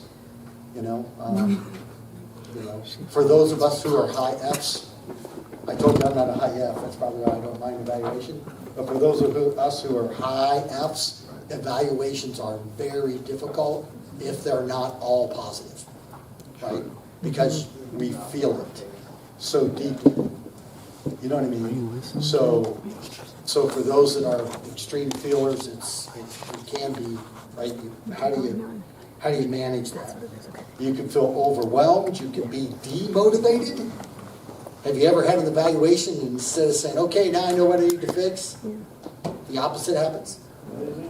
So, now you're like, okay, I'm quitting. That's it. You know what I mean? If the church is that bad, I'm out. So, but, okay. So, but, any other disadvantages you can think of? We may have a lower or limited perspective. Okay. I'd say without a mature character, it's easy to fall into being your own worst critic or your own best cheerleader. Both too often. So, my wife gave me an evaluation Sunday, right? Not this past Sunday. My wife does it every Sunday. I didn't preach it. Yeah, John preached it Sunday. So a week ago, this is what she said to me. right? And, you know, and she's one of my biggest cheerleaders. Like, I think sometimes she's way too gracious in her evaluations and whatever. But how many of us go home and we say to our spouse, hey, what'd you think of the message? You know what I mean? So, and she's always incredibly gracious to me. And once in a while she gives me a critique. You know what I mean? But, so this is her critique Sunday. Why'd you keep turning around and looking at the LED wall? I think it really took away from, you just need to like preach and let what happens on the LED wall happens. And I went, and I'm not even a feeler, but I was like, and I didn't say anything to her. I think the projection. But then, you know what it did cause me to do? It caused me to go back and look at and she's absolutely right. I'm like, oh my goodness, that looked horrible. But I kept turning around and pointing at the LED wall. Why in the world did I do that? I looked stupid. She didn't say I looked stupid. She was much more gracious than my personal evaluation would do. But, all right, it can be tough sometimes when we talk about self-evaluation, I don't only mean evaluating us personally. Like, right, the church evaluating itself is a self-evaluation. You know what I mean? So, but what are some of the advantages of evaluation? Keeps us in a growth mindset. Good, yep. The word that we use around here a lot is alignment.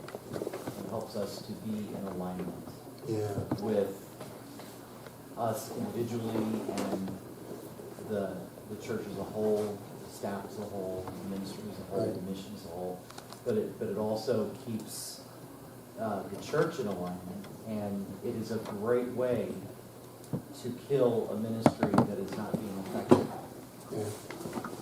Right, the 5 levels of engagement, right? And the lowest level is apathy. I don't care. The second level of engagement is disagreement, which isn't bad. If somebody disagrees with you, they're engaging you. You know, the next level is compliance. Okay. The next level is commitment. Okay, I'm going to help you. But the highest level is alignment. We're aligned, man. That's the highest level. You know what I mean?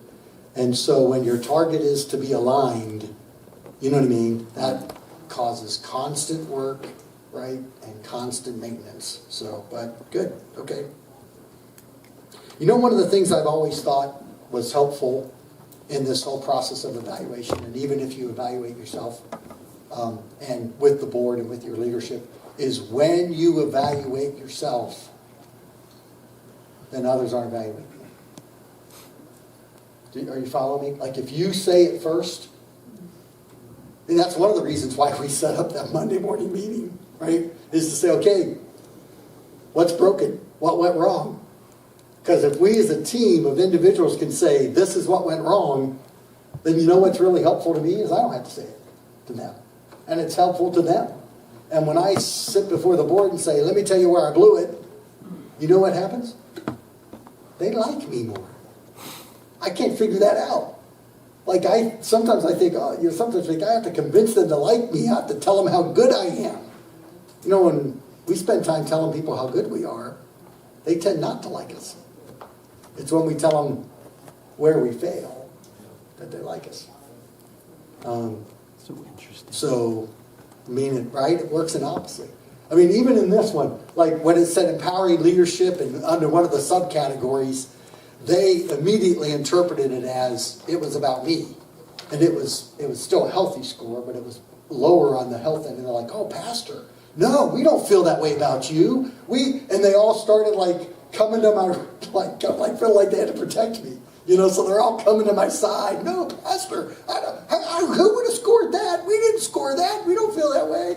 And then I'm standing there and I go, well, thank you for that. This was actually about you, not me, but but you know what I mean? But when you say, hey, man, right, you just spare somebody else having to say it.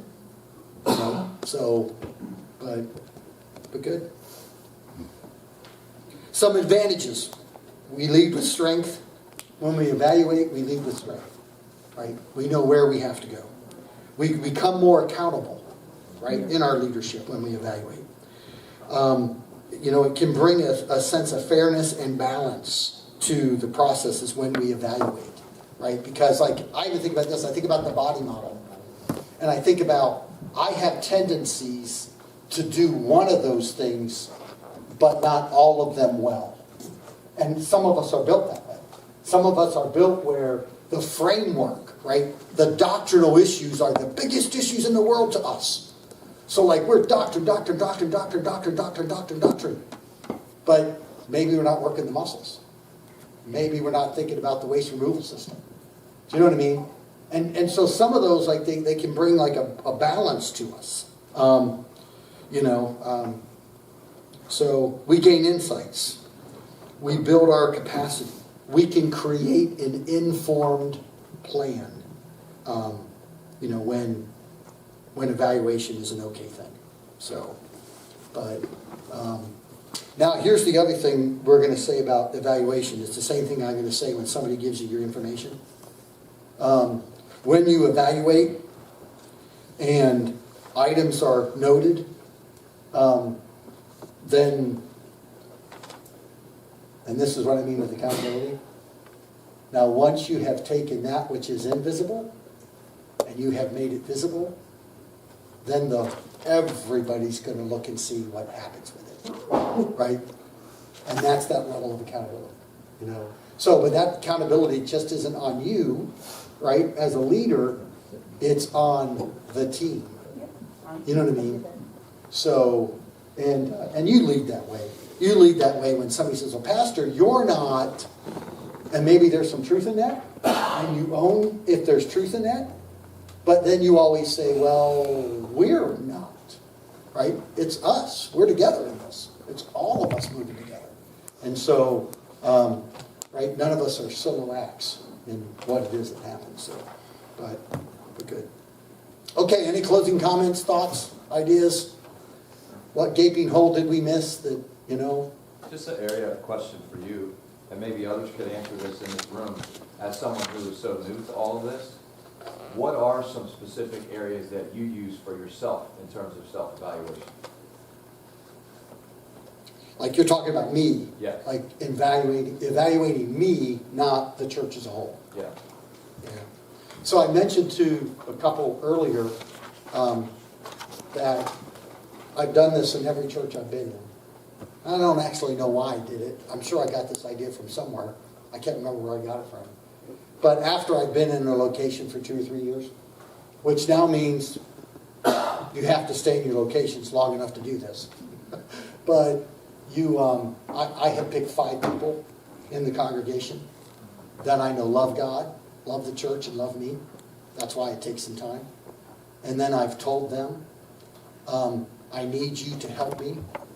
I want you to tell me when I'm not handling the situation well, when I don't see something that I need to see, and when I need to leave. And so I've done that in every location that I've been in. And I will say, right, you have to have people that love the church, that love the people that are going to be honest with you. You know what I mean? And so I have had several of those folks come to me at times and say, now, fortunately, nobody's ever come and said, it's time for you to hit the road, Jack. Right? But I have had, but that would be important information, right, if you pick the right people. But I have had them come and say, hey, Pastor, are you aware of this? And if you are, why haven't we done something about it? You know what I mean? And so, and they're the type of folks that wouldn't put it only on me, right? They would include themselves in that, because they would respond more like, hey, Pastor, are you aware of this? If you are, why haven't we done something about it? How can I help? You know what I mean? So, but that's a level of accountability and evaluation. There has been times in which almost every board meeting I allow the board to say, tell me what you think. Tell me where I'm okay, where I'm not okay. Tell me what I need to do better. Tell me what I'm missing. Almost every board meeting. the truth is the more you offer that, I don't want to say because it can sound like manipulation, and I don't mean that. But when you're open, people are more generous to you. Does that make sense? That's been my experience. You know what I mean? When you're open, people are more generous to you. And if you can receive what they deliver, because one of the things that people are scared of about leadership is that they'll be tyrannical. I don't think we understand that. What they're afraid of is a leader that can't see themselves and a leader that's, what they want is a leader who loves, cares, and so, is self-aware. And I've never had a time where somebody has said, well, Pastor, I'm concerned that you didn't da-da-da-da. But there has been somebody else in the room that said, well, I don't know. I think there's balance to that. You know what I mean? And the truth is, I think the more you leave that open, the smaller and smaller and smaller the evaluations become. You're talking about a posture of humility, right? That's what this self-evaluation is really about.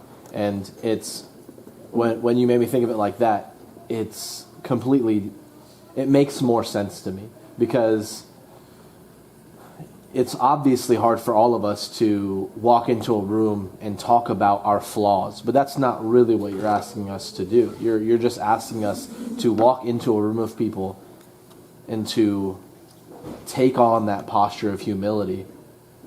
And it makes sense that people would respond in positive ways when you do that as their leader. And so I think this is true. In our pastoral leadership of our congregations, people are going to, if you're a leader, people are going to follow, and we have to lead them in places where they can be humble. And when they're safe to say, yeah, I didn't. When they're, you know what I mean? Yeah. So it's like even, as we're leading, those are important scenarios also. But I don't know this. The staff should say something to this. I don't think, and so they can have open realm to say whatever they want to, right? Obviously, it was displayed earlier. No, there's only 2 questions, but So I don't know this, right? So I'm thinking I'm going to say something from a spot where I may be blind, so maybe my eyes can be opened on it. Is I don't think I am offended when even the staff would say to me, "We're not doing this," or "You haven't led us in this," or "We should do this," or "We're not doing this well," or "This is why this isn't working." Even about stuff that it's my stuff. I don't think I'm angry or it has challenged my authority in some way, or I get, I don't think I do. I hate to put them on the spot. You can sign anonymous notes and answer that question, but yeah. I don't want to shout, but either way, I think you're actually more offended, or not offended, but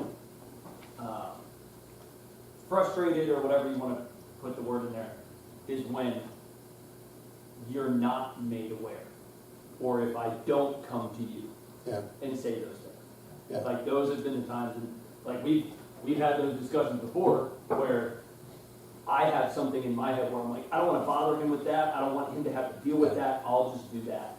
And the corrective conversations have actually been you coming to me going, no, the senior pastor, I want to know.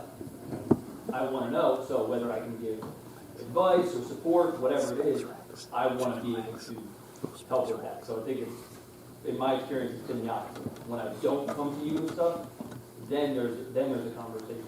But if there's transparency and honesty, there's rarely a bad outcome. Yeah. Hopefully it's a help me understand. You know what I mean? Hopefully that's the approach. Because, everybody has insight. Your board has insight that you don't have. your lay people have insight that you don't have, your staff have insight you don't have. So it's like, help me here, even when it comes to myself, you know. So, and I've had staff say to me, hey, you might want to give so-and-so a call. Really, why is that? Well, because I think they might be a little offended with what you said or something. You know what I mean? And then I'm like, what? How dare they? You know? So, but, yeah. That's usually my first. Good. All right. Anything else? Any other thoughts? Okay. Carrie's going to close us in prayer, man. Or he's going to open us in prayer. Or revival is going to break out. Or any of the options above. So,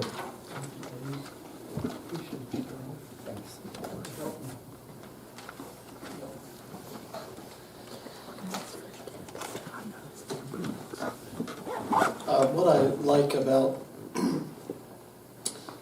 how Pastor Dave leads, at least when he leads us, I don't get to be a part of his staff. Not yet, anyway. Maybe someday. I don't keep count of how many times he asks this question, but it's so important to the way he leads. He says, do you know what I mean? I mean, he'll say something, and then he'll say, do you know what I mean? You know, he wants to make sure he's clear, he's communicating clearly. And every time he says, do you know what I mean? I think it's an opportunity for us to say, no, Dave, I don't know what you mean. You know, could I ask a question? So I think you're doing some things you're not even aware of that are helpful for me to pick up on. You know, do you know what I mean? Now, the other one that you ask is, does that make sense to you? You know, he says that a lot. Does that make sense to you?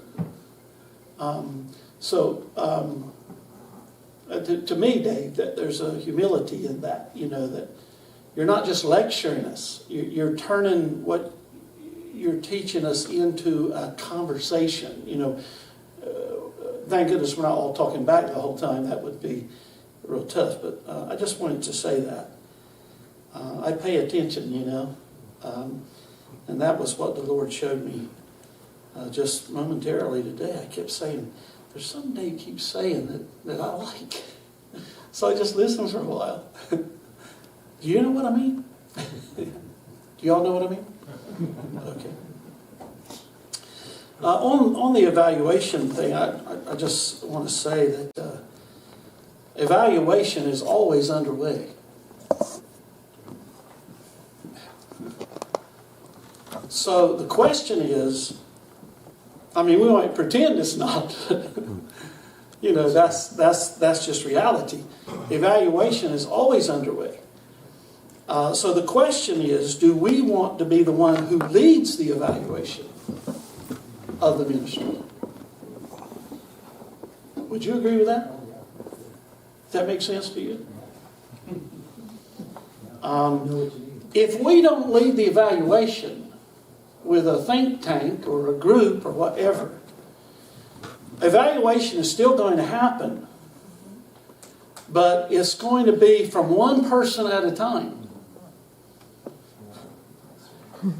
And evaluation done by one person at a time is most often only an opinion.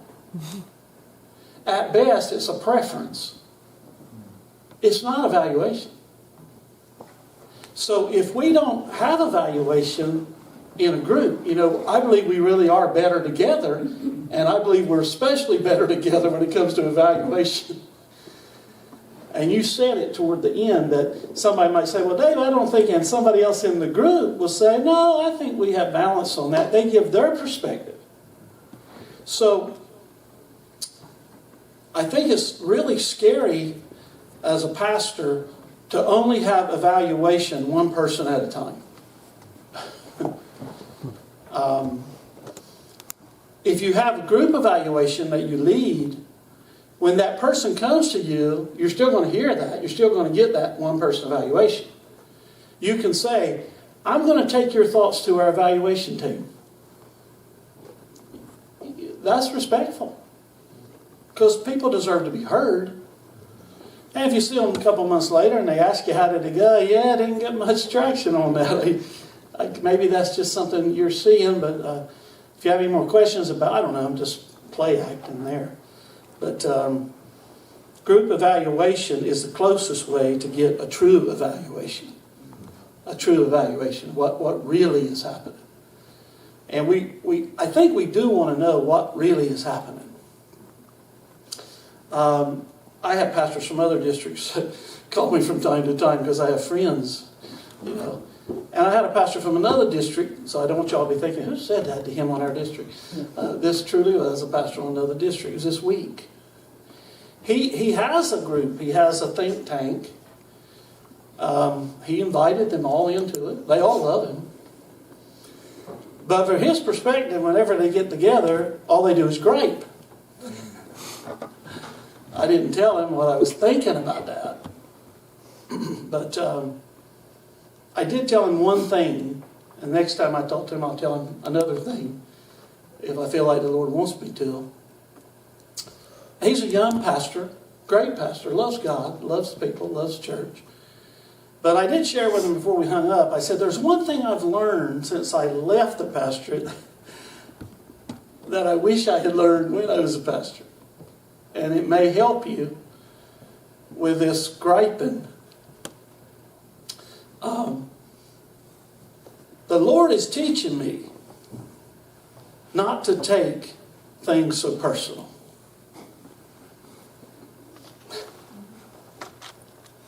Honestly, I don't know why it took me so long. Probably because I am a feeler.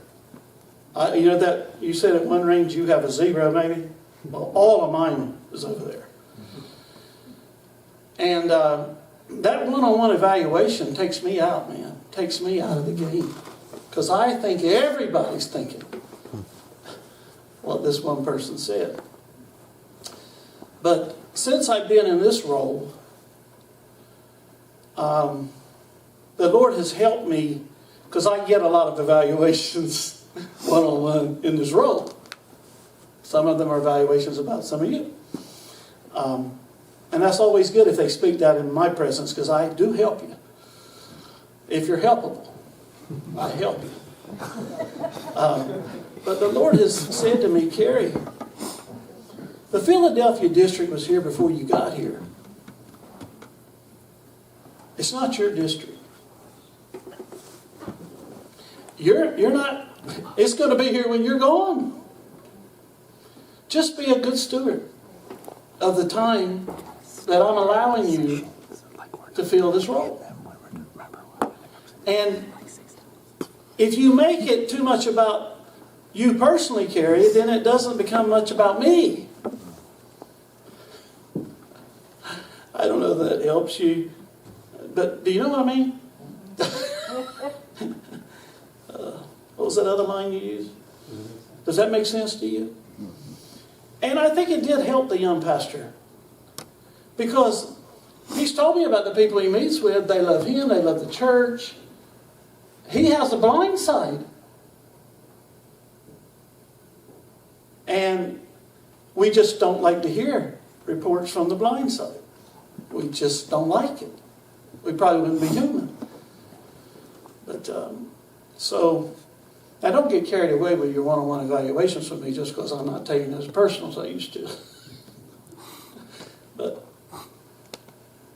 I never even thought about evaluation the way you've shared it today. It helped me. I mean, I've seen the bell curve, and I actually never saw the skeleton. I could have used that waist thing a few times. But I just appreciate the thought and everything that you all have shared based on the way that we've been led today. Do you have any questions, Kevin? Okay, I didn't know because you left the room there momentarily. I'm sure you were clear on that. It's like he was taking care of that waist thing. Rev Kev, I'm sorry. Okay. Well, let's do pray. I know you're praying. Some of you write together. I've had a few pastors tell me, I don't invite anybody to come, Pastor, because that's my time with the Lord when I try to PCDC. It's hard for me to interrupt that. But some of you will be praying more when you leave than when you came, and vice versa. But I just want to pray today for you. And I want to go back to that thought, vision, scenario that the Lord was showing me early this morning. And I told Dave this, Pastor Dave. I said, Dave, I said, probably this morning when the people were getting ready, they were thinking, is it worth it for me to get ready, fight traffic? I got things I need to do here. But they just decided, I'm going to go anyway. Yeah, that was me. And I felt in my spirit like, oh, that's so good, because I believe that it's worth coming to. I really do. I believe that God, if nothing more than a time out from all the stuff we've been up to, and just to leave some things. With PCDC, like everything else, this is my goal. I'll tell you how to be at every PCDC. When we first send the dates out, go to your calendar and get a red Sharpie and put a big X on that Thursday. And then the only thing that will keep you from coming will be a funeral. Not many weddings on Thursday. But I hope that this year will inspire you, and not just PCDC, that's with everything. But actually, I'm not a hypocrite, because before I send them out to you, I take my calendar and take my X, and I go put them all there, Today was not a good day for me to be here. It's actually a difficult day for me to be here. I have a 9-hour drive when I leave here. But I would not miss PCDC. Because I think that this session is going to affect the trajectory of the rest of my life in some way, and the rest of my ministry. That's not a DS comment. You see, because you all have something that Kim and I don't have anymore. You have community. Don't feel sorry for us. Our marriage is the best it's ever been. But what I mean is, we don't have that one family like you all have. And so community has always been important to me. But when it's subtracted from your life, you don't miss PCDC. So I hope that you can give thanks for that. Don't feel sorry for me. It's not about that. But it has given me a different perspective.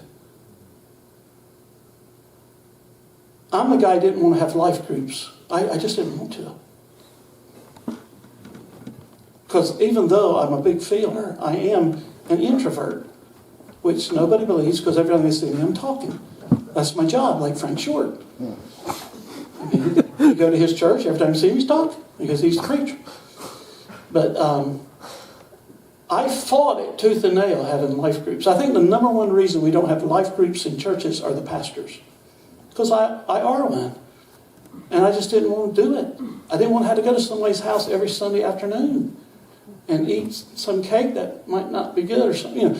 That whole piece scared me to death.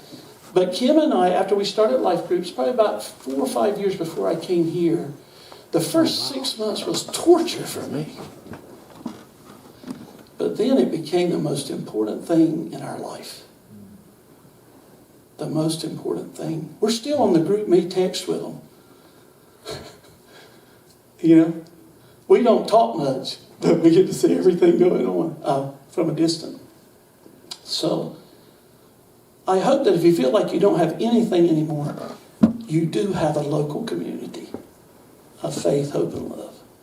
And it's more precious than you might know standing where you are. And I just thank you for coming to PCDC. It may just be to help me, to press the flesh with me a little bit. But I have people that love me. I know they're in this room. But when you're a gypsy for Jesus, you just sort of, that's what I've been called to do. And I'm grateful. Lord,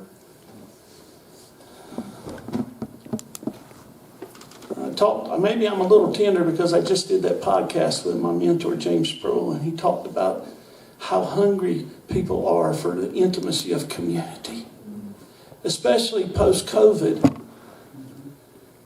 He said that this Sunday, in a traditional church outside of Nashville, He's interim there, 83 years old. And this Sunday he said, I'm pulling all the benches out of the sanctuary and putting tables in there. We're just going to have a family time. Because our people need community. They need koinonia. They need fellowship. They need communion with God, with one another. With God through one another. And it just, I don't know, it just, a neon light went on in my brain as he was talking about that. And so, Lord, today we've been together. We have a taste of community here. It's not the local church, but many of us in this room have a lot more in common than we have in difference. We probably could be much closer than we are, if you would open those doors and help us to know how to look at one another. Like you looked at the woman at Nain. You saw her. And you had compassion on her. And so, Lord, help us to be better at that. I realized that coming to meetings like PCDC, some people say, well, I don't think I get much out of those things. Well, I say to them, well, maybe it's not about you. Maybe it's about someone there that needs you. Somebody that needs to encounter you. I used to tell people about this life group all the time. They say, well, I don't think I need a life group. I got a good family. And I say, hey, I have no doubt. But how about if somebody in the life group needs you? Isn't that also Christianity? Oh, Lord, help me. And I confessed on the prayer time on Tuesday morning that the prayer that I have to pray every day most deeply is still, Lord, I want to serve gladly. I don't want to serve because I have to. I want to serve because I get to. I want to serve because I want to. I want to serve because I need that. I need that. And so, Lord, you're still working on me to make me what I ought to be. And I pray that you would just remake my gladness until it's your gladness. And when the district servant shows up, there will be a deep sense that he wants to be here. He wants to encounter each person. That there truly be no invisible people. Oh God, only you can do that through my life. I'm confessing, Lord, that with my own filter, I wouldn't even prefer that. I'd be fine on Gilligan's Island. But I'm not an island. And as much as people might need me, I need people. And so, Lord, thank you for letting Kim and I have a glimpse at how precious the community of believers really is. How precious it is. And we pray for it in our churches. And we pray for it in the discipleship meeting and the groups. And we pray for it in the children's department and the teen department and the college and career departments. We just pray that community would rise up again. I believe that our world, whether they are aware of it or not, they are starving for spiritual community. Through the community of flesh. That whole incarnation idea. So make us incarnational believers. Live within us, Lord. This Christmas, I want to be a Bethlehem. I want to be a manger. I want to be a carrier of your countenance. I want to be a portal of your presence. And I just ask, Father God, that you would teach us how to do our evaluations in a holy, healthy way that will bring about fruit that will last. Fruit that will last. I believe you're for us. I believe you're for us. I wish we could just get a glimpse of how much you love us. How much you love us. I do believe this morning that was more than a figment of my imagination, that you were watching each vehicle approach Fairview Village. And I believe that there was a tenderness in your gaze as you maybe pulled an angel close by and said, take a look, these are my shepherds. See them? These are my shepherds. So Lord, we're going back to the flock. And may it be evident that your peace is on the increase in our lives. And Lord, today there may be needs in here I'm not even coming close to touching in my prayer. Well, Lord, I pray that you would look on that heart, search that mind, embrace that pain, comfort that discouragement. Oh God, don't let us forget that we have a good shepherd. We're not just shepherds. We have a good shepherd. Oh Lord, I pray that during these holy days that I know the church can be more busy in December than ever, and it's not all bad. But I pray that there will be some holy timeouts where pastors and staff can just be near to the ones they love and the ones who love them most, and that you will recreate and restore and refurbish and replenish and minister to the ministers. Oh Lord, I believe you want to more than we want you to. And so Lord, I'm asking that you would start the work in me. I just feel compelled in my heart to pray for wayward children, maybe grandchildren, maybe siblings, maybe parents, those who are lost, those who are a long ways off from a right relationship with you. And they're part of the pastor's family. Oh, Lord, could this be the season that the prodigals make their way home? I've heard some stories recently of it happening. Gives me hope.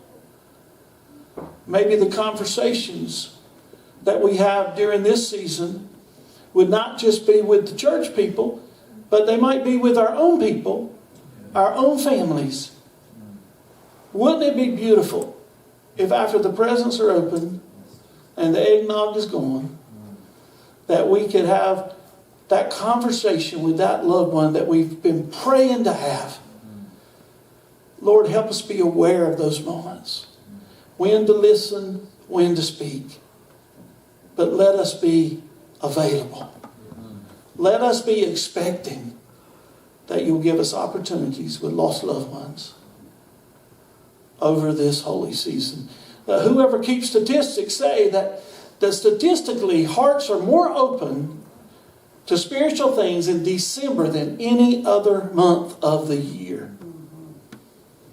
Lord, help us to be on the lookout for that. And reach through us. Speak through us. I pray that you would give us fruit in our own families. And we're careful to give you praise in advance. Praise as it's happening and praise after it's happened.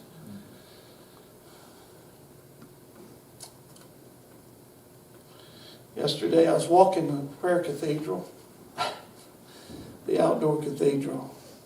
It's one of the hardest songs in the world to sing, and I sung it a cappella and put it on Facebook. Got to be either stupid or desperate or both when you do that.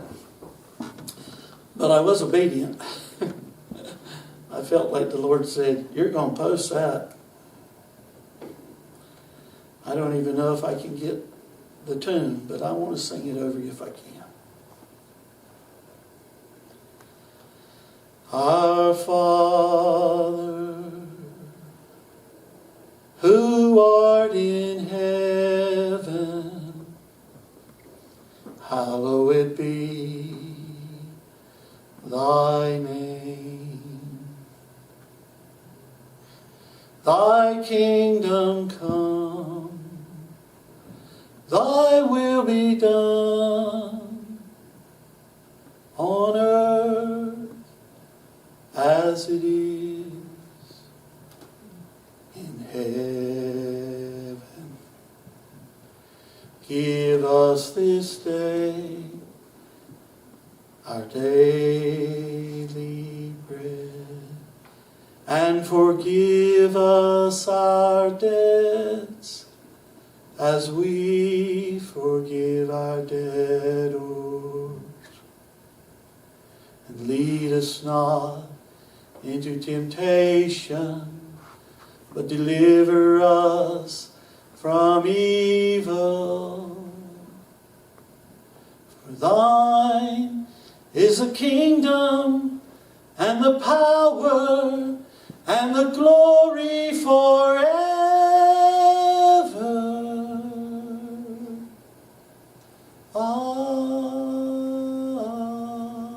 Amen. Go in that blessing. He loves you. Nothing going to change that.